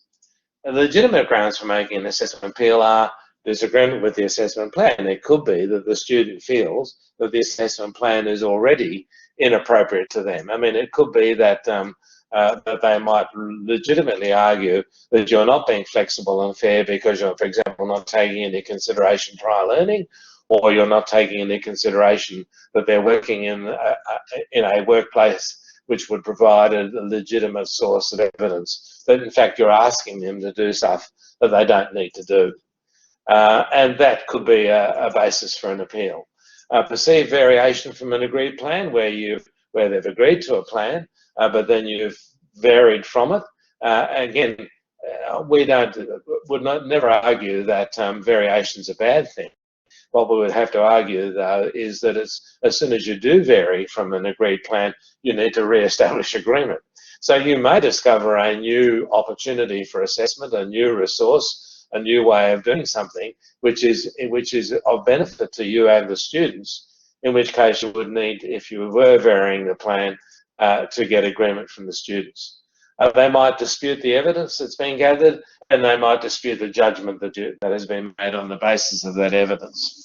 So what you need to do is to make sure that you set up an appeal process which meets Standard 6. And Standard 6 basically requires us to make sure that our complaints and appeal process is well publicised, prompt and accessible. Well publicised so that they understand that this is a right. And again, I'm seeing RTOs mentioned in the preamble to an assessment tool that reminding students in the information for students that they have a right to appeal. And that really is an important aspect of setting the scene for assessment. Is transparent and evidence-based. That is, that it's clear that there is not a subjective judgment going on, that fundamentally it's evidence that meets the rules of evidence, and that they understand how that works. Offers a hearing and the process of appeal needs to be transparent and evidence-based, just as the assessment process itself needs to be transparent and evidence-based. It offers a hearing to all parties, and that really is important, that both the student and the assessors and observers and any other parties can participate in the hearing, and that it's impartial and documented, and can be externally reviewed within the RTO and beyond the RTO, but critically leads to timely and constructive outcomes.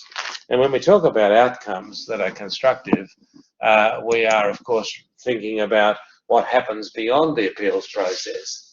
And if the appeal leaves questions unanswered, then the appeal can be taken outside the RTO to an external party, such as TAC. There are other entities, and of course TAC, though, will only entertain an appeal insofar it has a relationship to the standards. TAC can only adjudicate in relation to the standards for RTOs. If there was another issue, maybe an issue about safety, then that would not be handled by TAC, because TAC does not have legal responsibilities for that sort of issue. So it may well be that the external party is not TAC, depending on the nature of the appeal. Quite often TAC will receive an appeal and then redirect the appeal to the appropriate authority, because it's not an appeal that has to which the standards speak. We may need to, following an appeal process, reshape student expectations. We may discover that the students did not fully understand what was about competency-based assessment was about, or the processes we were using were how they related to the policies and philosophies of the RTO and the like. And it may be that we discover that, well, there is reason to be concerned, in which case we might carry out a reassessment.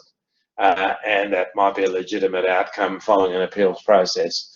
But critically, we need to understand that if there's been an appeal, it means that there's a flaw somewhere in our processes. And maybe we haven't managed student expectations and understandings properly. Maybe we haven't managed our third-party observers properly. Maybe we haven't been meticulous enough in our design and construction of assessment tools. These are all quality assurance issues, and these are things, of course, which we need to look out for when it comes to assessment validation. So that's our next topic, but we're going to take a break now for another 10 minutes, and then we'll come back and we'll finish off our workshop today by looking at validation.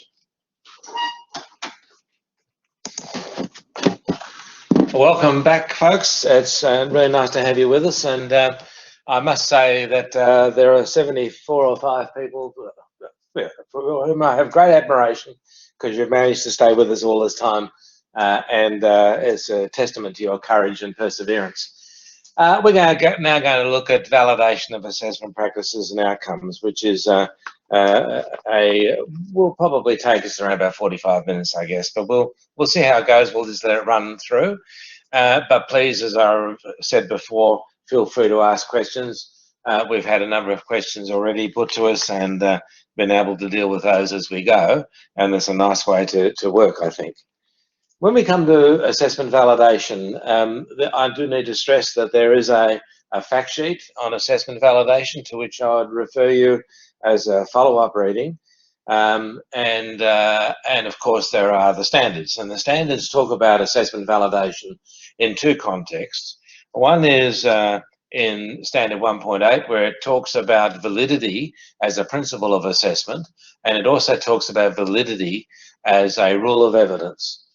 So the evidence has to be valid, that is, it has to faithfully reflect the unit requirements, and the judgment you make has to be valid, that is, you're making a judgment not about the completion of assessment tools, but about the demonstration of the qualities of competency. And so validity is a word that crops up in standard 1.8. And I do want to stress that that is, if you like, sometimes described as pre-use validation, and we'll come back to that idea a bit later on. Then there's validation that can be done during the assessment process itself.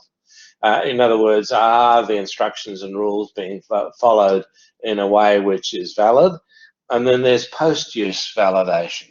That is primarily picked up under standards 1.9, or clauses 1.9 through 1.11. And we'll be dealing with what the context of those clauses require as well. But the purpose of validation, of course, is to give us a sense of surety that what we're doing, both in terms of processes and products and practices and outcomes, all enable us to make meaningful declarations about whether a person is or is not yet competent. And that keeps on taking us back to that fundamental role of an RTO to make a declaration about a person's competency through the issuance of a certificate. And of course, you'll know that that there's a whole bunch of stuff that an RTO does within its own right in developing curriculum and designing assessment tools. But when you issue a certificate, you are merely the distributor of the certificate. The certificate is actually a national certificate for a national qualification, be it a unit of competency in a statement of attainment or a qualification. It might be badged by your RTO in the same way as a number plate might have the dealership that sold a car on it. But the true brand of the certificate is not your RTO, but the national standards. And that's why the AQF logo might appear on it. That's why the nationally recognised training logo would appear on it. It's why the logo of your regulator in the Western Australia, the TAC, might appear on the certificate. It's because fundamentally the certificate that you're issuing is on behalf of the national standard. So we need to know that everything that's led up to that certificate has been valid, that there is a strength behind the issuance of this national qualification. And that really is a requirement that is embedded very strongly in the standards for RTOs. When we come to assessment validation, the tendency has been, in my observation, for people to focus on the principles of assessment and the rules of evidence. I don't mind that, that's fine. But you know, there's a lot of other stuff in the standards that you need to consider if you want to truly say that you have validated your assessment processes and products and outcomes. For example, we should be able to say that what we have been measuring as competency is a faithful reflection of the definition of competency, which takes us back to the glossary and to page 2 of our pre-reading, where the definition of competency is provided. Now, again, I stress that the definition of competency is part of the law. It's not just some sort of, oh, it's nice to know. It's in the actual standards themselves, bearing the Commonwealth of Australia logo on the front, and everything in this document is law. And therefore, the glossary and the meanings of words is a matter of law, not a matter of opinion or just being nice or just being consistent. It's a requirement that when you measure competency and declare a person to be competent, that what you're doing is something consistent with the glossary. So validation can legitimately ask the question, have you in your assessment processes guaranteed that you get consistent evidence, look for consistency, that you look for transfer, that you've covered knowledge and skills, that these are workplace relevant? I mean, those sorts of words, which are talked about on page 2 of your pre-reading, are all criteria for the judgment of whether or not there is validity. And you can see that goes beyond the rules of evidence and the principles of assessment. It overlaps with them, but it goes beyond them. Then resources and time. Clauses 1.1 to 1.4 talks about amount of training, which can include assessment. And 1.3 talks about adequate resources in terms of trainers and assessors and equipment and facilities and the like. So fundamentally, validity of assessment and assessment processes comes down to questions of, have you provided adequate time? Have you provided adequate resources? Have you provided appropriate facilities? Have you made use of appropriate facilities? If you're using a workplace, have you checked to establish that the workplace is a place where valid assessment can take place? Because it may turn out that the workplace is so specialised or so narrow in its focus that you cannot in fact get a valid indicator of a person's performance. Standard clauses 1.1 through to 1.4 tell us something about the validity. And you'll notice that almost every clause in the standards gets a mention somewhere. Industry relevance. I mean, validation is also about being able to show that your assessment tools and processes faithfully reflect current industry practice and the variety of industry practice. When it talks about current industry skills, it's basically saying, yeah, we need to know what industry is doing, but industries are very diverse. And therefore, have you captured in your assessment processes, and for that matter in your training processes, the diversity of industry? Because your graduates are going to go out into that diverse industry, and you can't prepare them for a narrow niche in that industry. You must prepare them to be able to cope with industry as it truly is. And that does mean, because this is a national standard, that you understand what's going on in your industry area effectively on a national basis. There's a fact sheet that talks about industry engagement and talks about bringing industry in to look at what you're doing, but very much about you going into industry to look at what they're doing, so that you can make sure that your training resources are and strategies and assessment resources and strategies are consistent with industry requirements. So industry relevance is a legitimate area and in fact an important area for assessment validation. Assessment validation could also look at how you've responded to individual needs.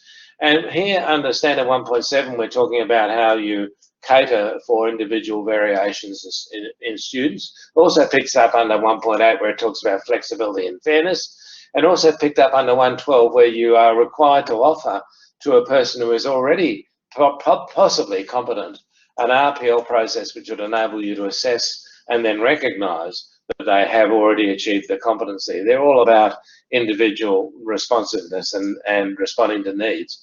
And here we're asking the question is, have you made valid adjustments or have you made invalid adjustments?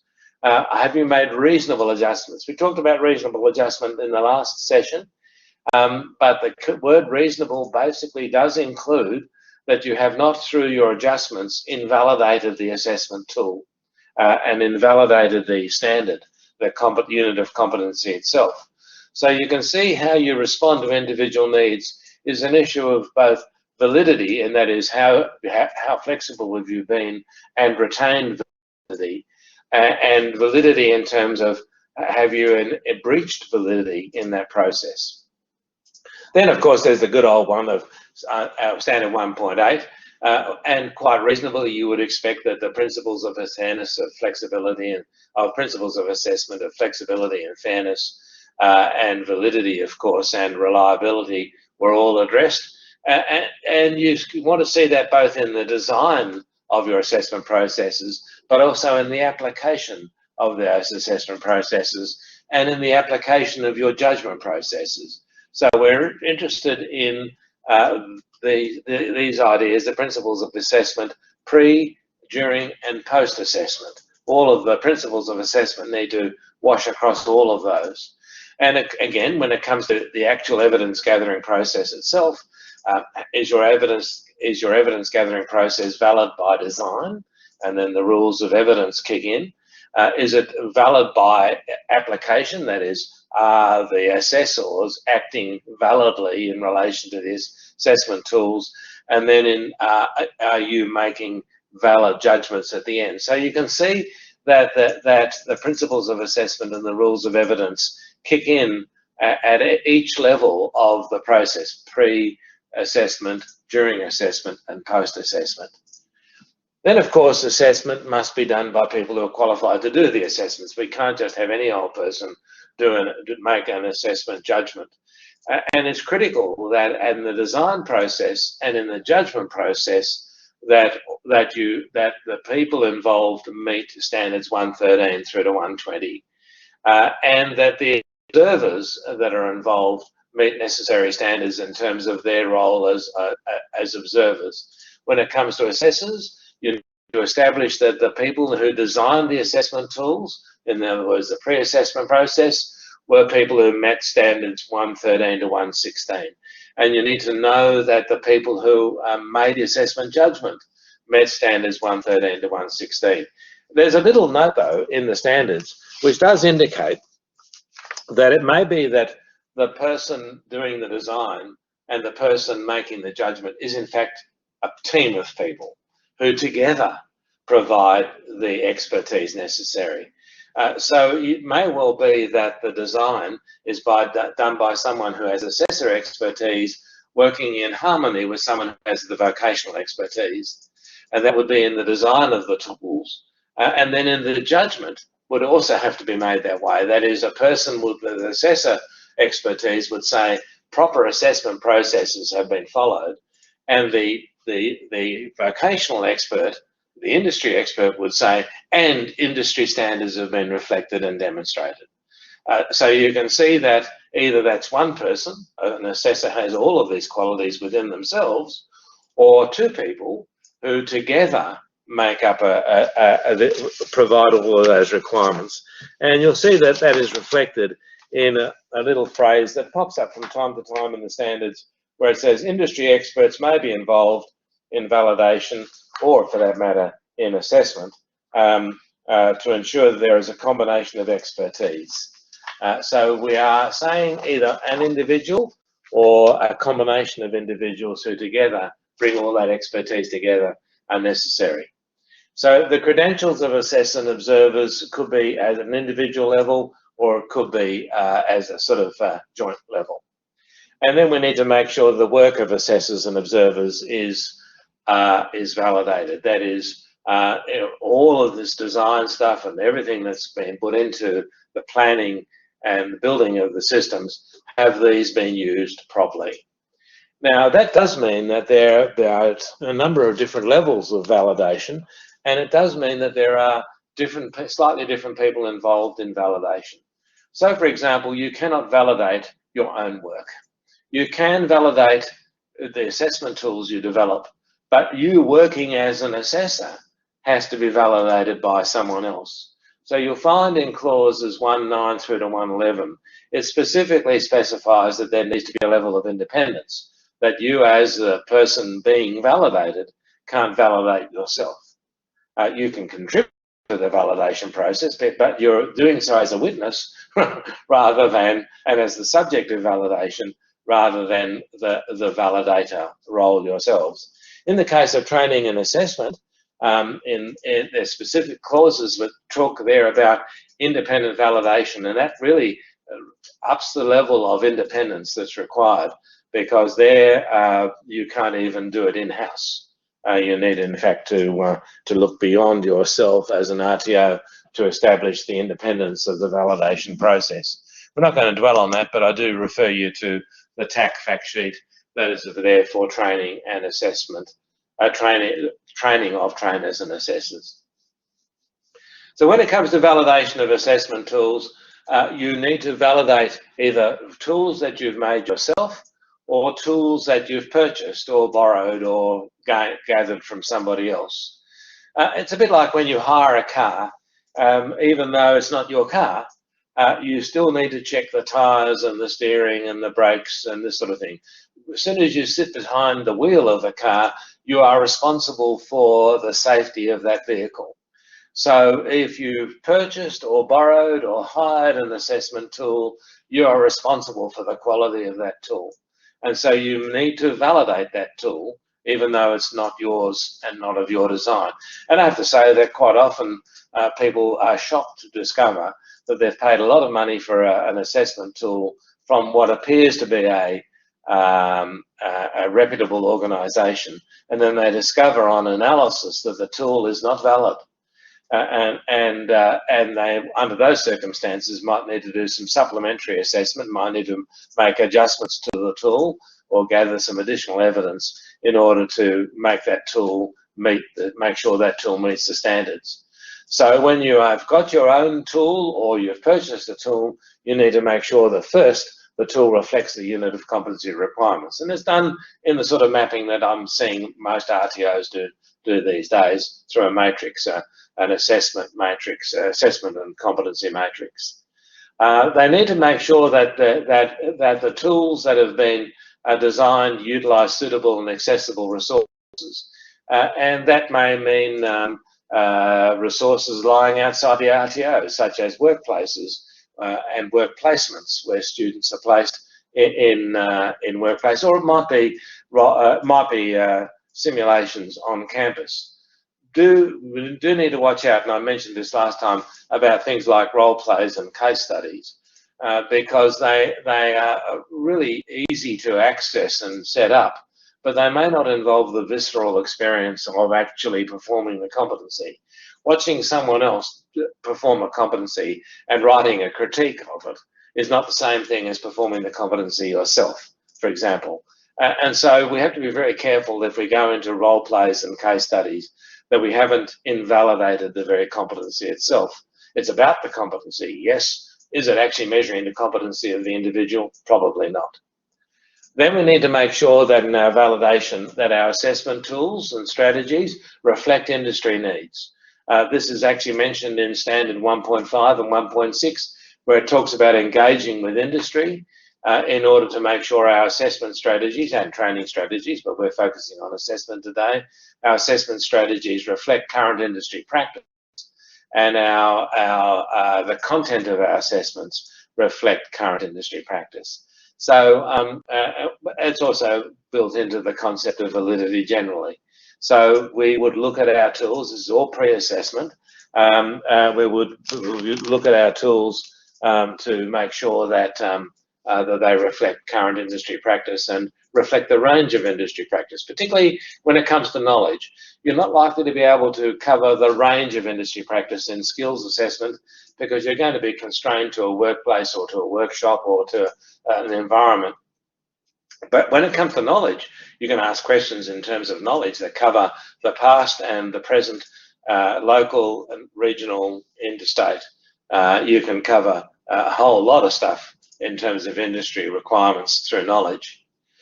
We need to ask the question, how has these tools that have been designed when we're validating them been responsive to our student needs? Have we allowed for oral assessment if the student has difficulty with written work? On the other hand, if the unit of competency requires writing, then allowing oral instead of written would be to invalidate the assessment. So we have to ask ourselves the question, have we responded reasonably to student needs, or has there been an excessive and unreasonable response to student needs?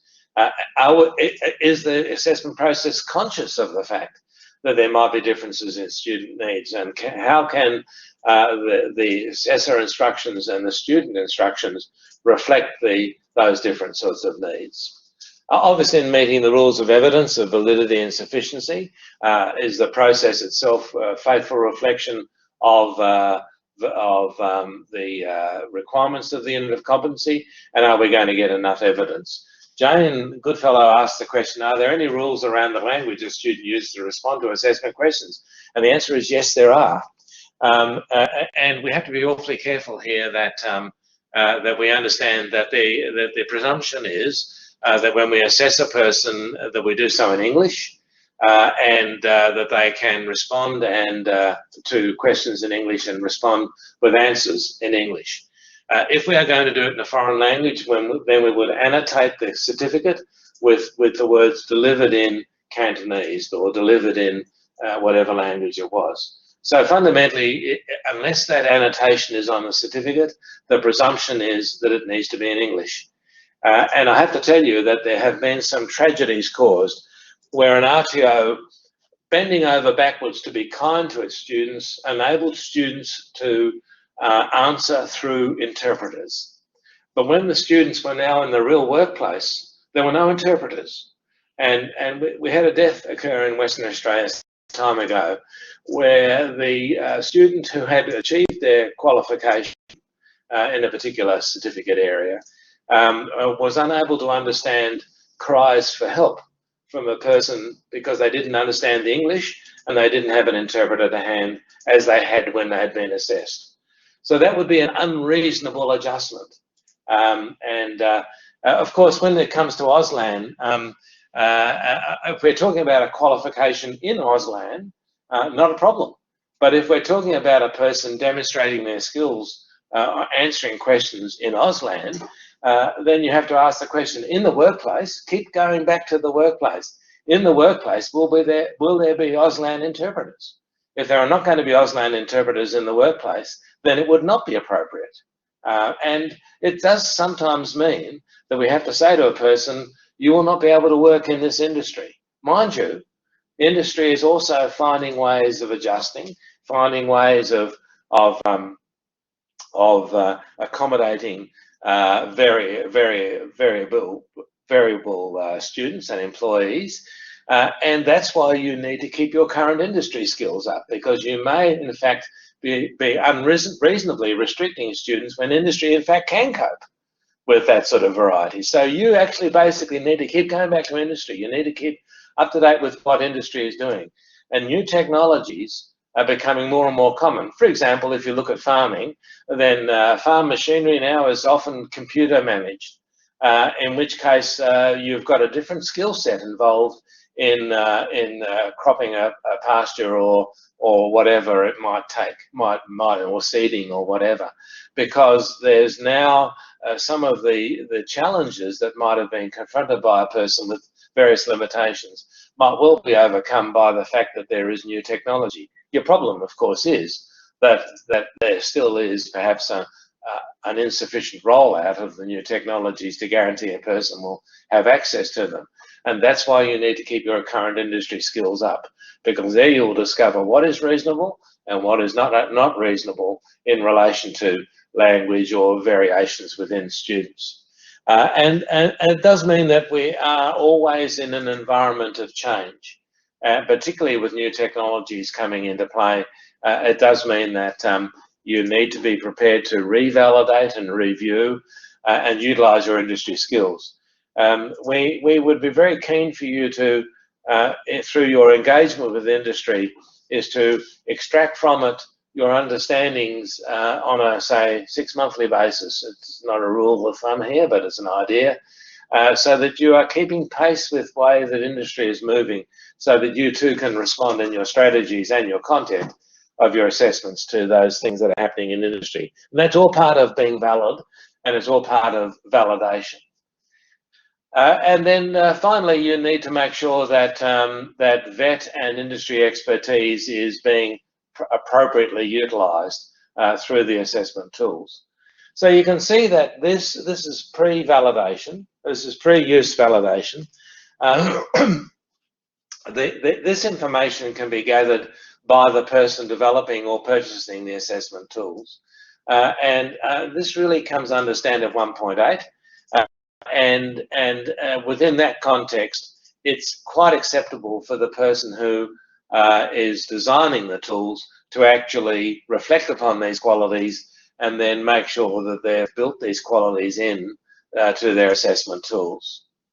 As soon as we move on from there, we are now in a slightly different scene, because here we're asking the question, are these tools being used properly in the evidence gathering process? Now the evidence gatherer becomes the subject of validation. And now we need to start asking the question, well, can you validate yourself? Before you were validating your tools, well, that's fine, but can you validate yourself as an assessor, as a user of the tools? And the answer is no. And indeed, in clauses 1.9 through to 1.11, it makes it clear that there needs to be an independence from this part of the process on. So we need to know the observer, which might be you or it might be a third party, are they complying with the administration instructions that you so carefully designed to make sure that all the previous requirements for validation were met? Are they providing adequate time and resources as you specified in your processes? Are they responding appropriately to individual needs as the assessment progresses? Are they adjusting and being flexible and fair in their process of making sure that adjustments are made to meet individual needs? But are they also preserving validity? They're not making unreasonable or inappropriate adjustments. Are they meeting the rules of evidence of authenticity and currency? Are they making sure that what they're seeing is the actual work of that student and not being fooled by either surrogacy or masquerade, where another student acts on behalf of a student, or in a group activity. Are they getting authentic evidence from the group about individuals within the group, or are they being foxed and fooled by the overall performance of the group? Are they meeting the principles of fairness of assessment of fairness and flexibility? Are they responding, again, back to individual needs, but are they also making sure that validity is preserved? And are they themselves suitably qualified to utilise the tools? And the word qualified here is in small type, really, because they may not have qualifications. I think we should use the word to mean, do they have industry experience? Are they and the tools a good match? Which may, in fact, be your contextualisation that's in question. So you can see that is critical. It does mean that validation may not just be a document process. Validation might involve going and watching the tool being used by an observer, an assessor or an observer. So you may actually want to sit in on some assessments and watch how the tool is being used.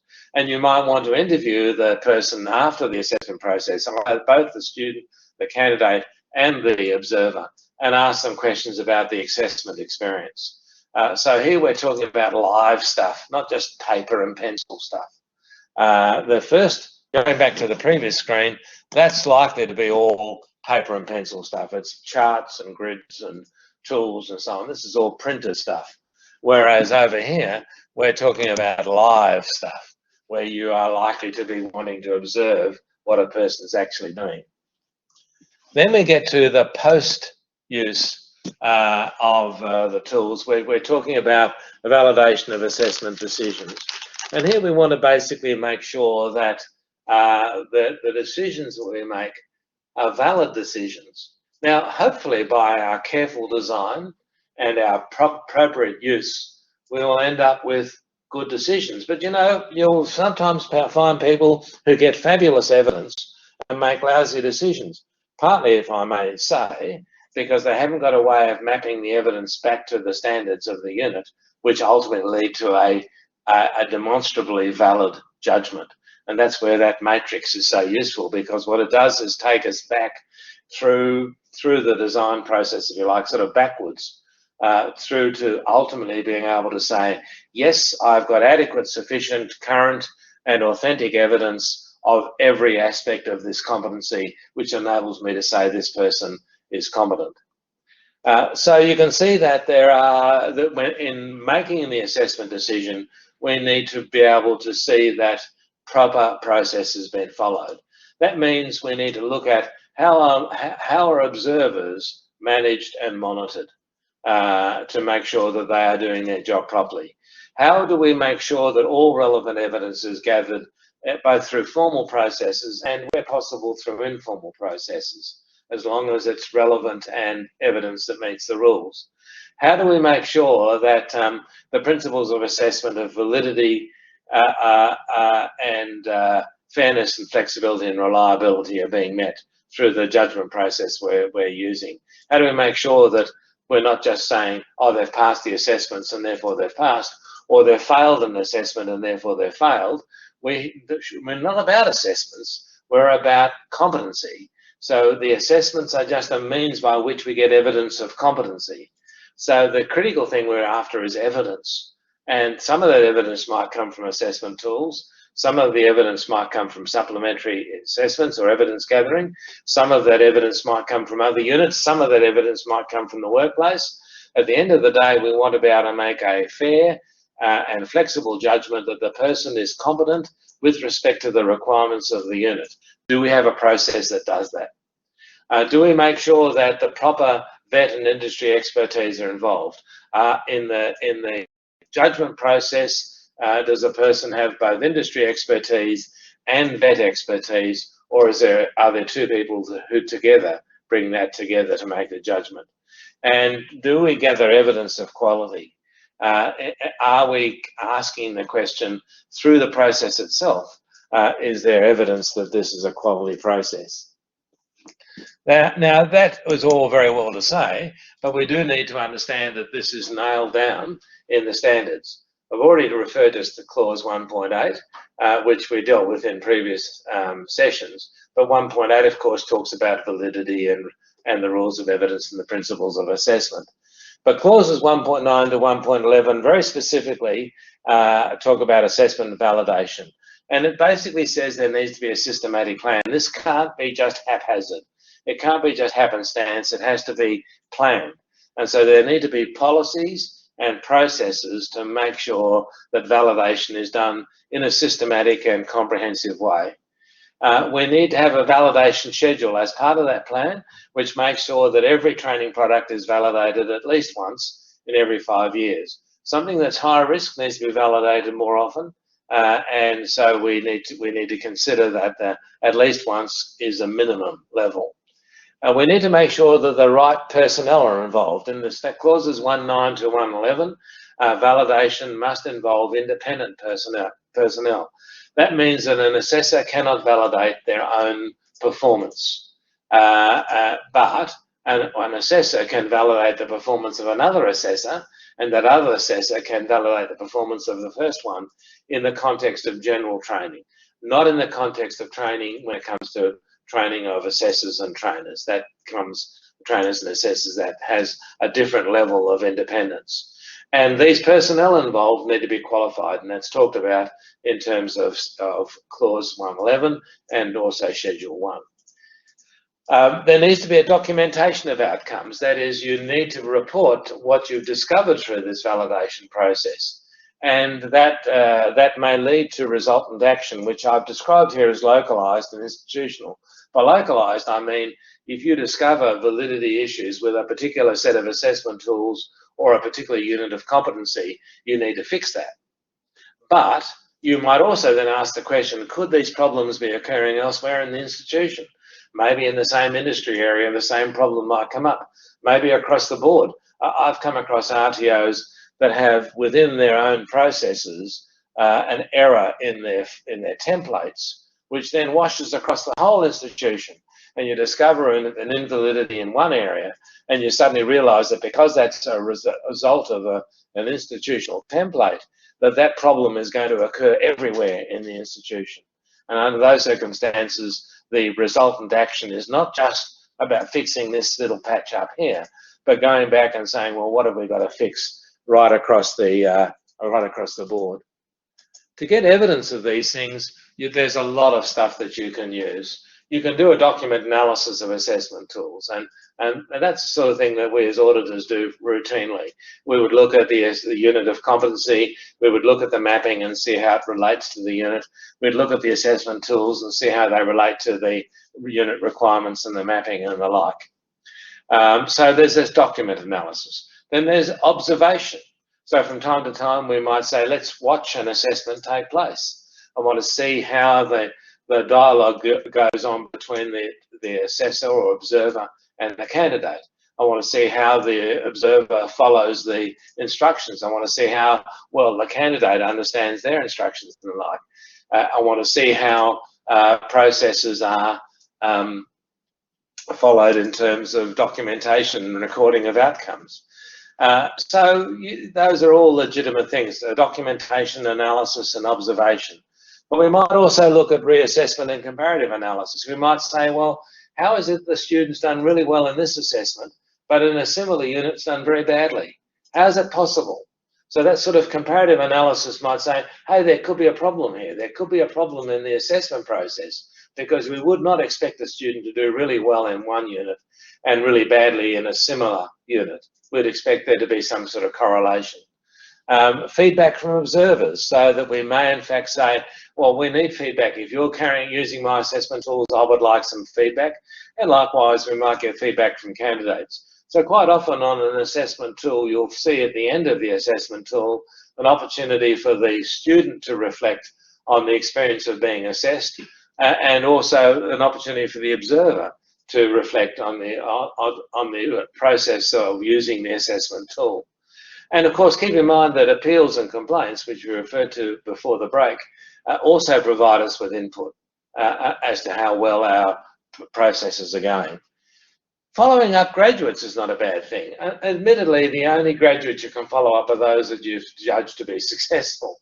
But are they truly successful in the workplace? Did our assessments truly predict their future performance in the workplace? And that's really critical.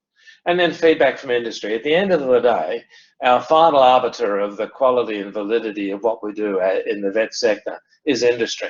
And if industry is telling us that what we're assessing is the wrong stuff, that the wrong people are being certificated and going on into industry, then we've got to pay attention to that. So there are, of course, student and employer surveys which you use, and there are questions within those that relate to assessment. Look at those, but you might also pursue those issues yourself. And I might say that TAC does have strategic audits. We're engaged at the moment in a strategic audit into aged care training or community services and training. And so we can get feedback in relation to how well those systems are working. That covers training and assessment, but you can see that by consulting with industry, we can learn a lot about the validity of what we're doing and get a lot of comfort, sometimes discomfort from the process.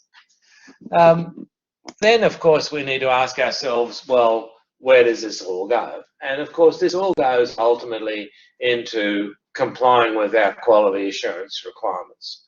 And standard 2, which is primarily focusing on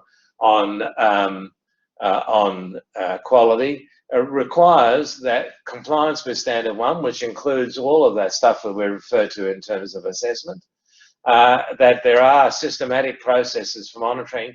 And when we're using third parties, 2.3 says we have to have an agreement that is a written agreement to ensure that standard 1 is complied with, and that covers assessment, but also that we have monitoring processes and under 2.4 that enable us to monitor the quality of work being done on our behalf by a third party.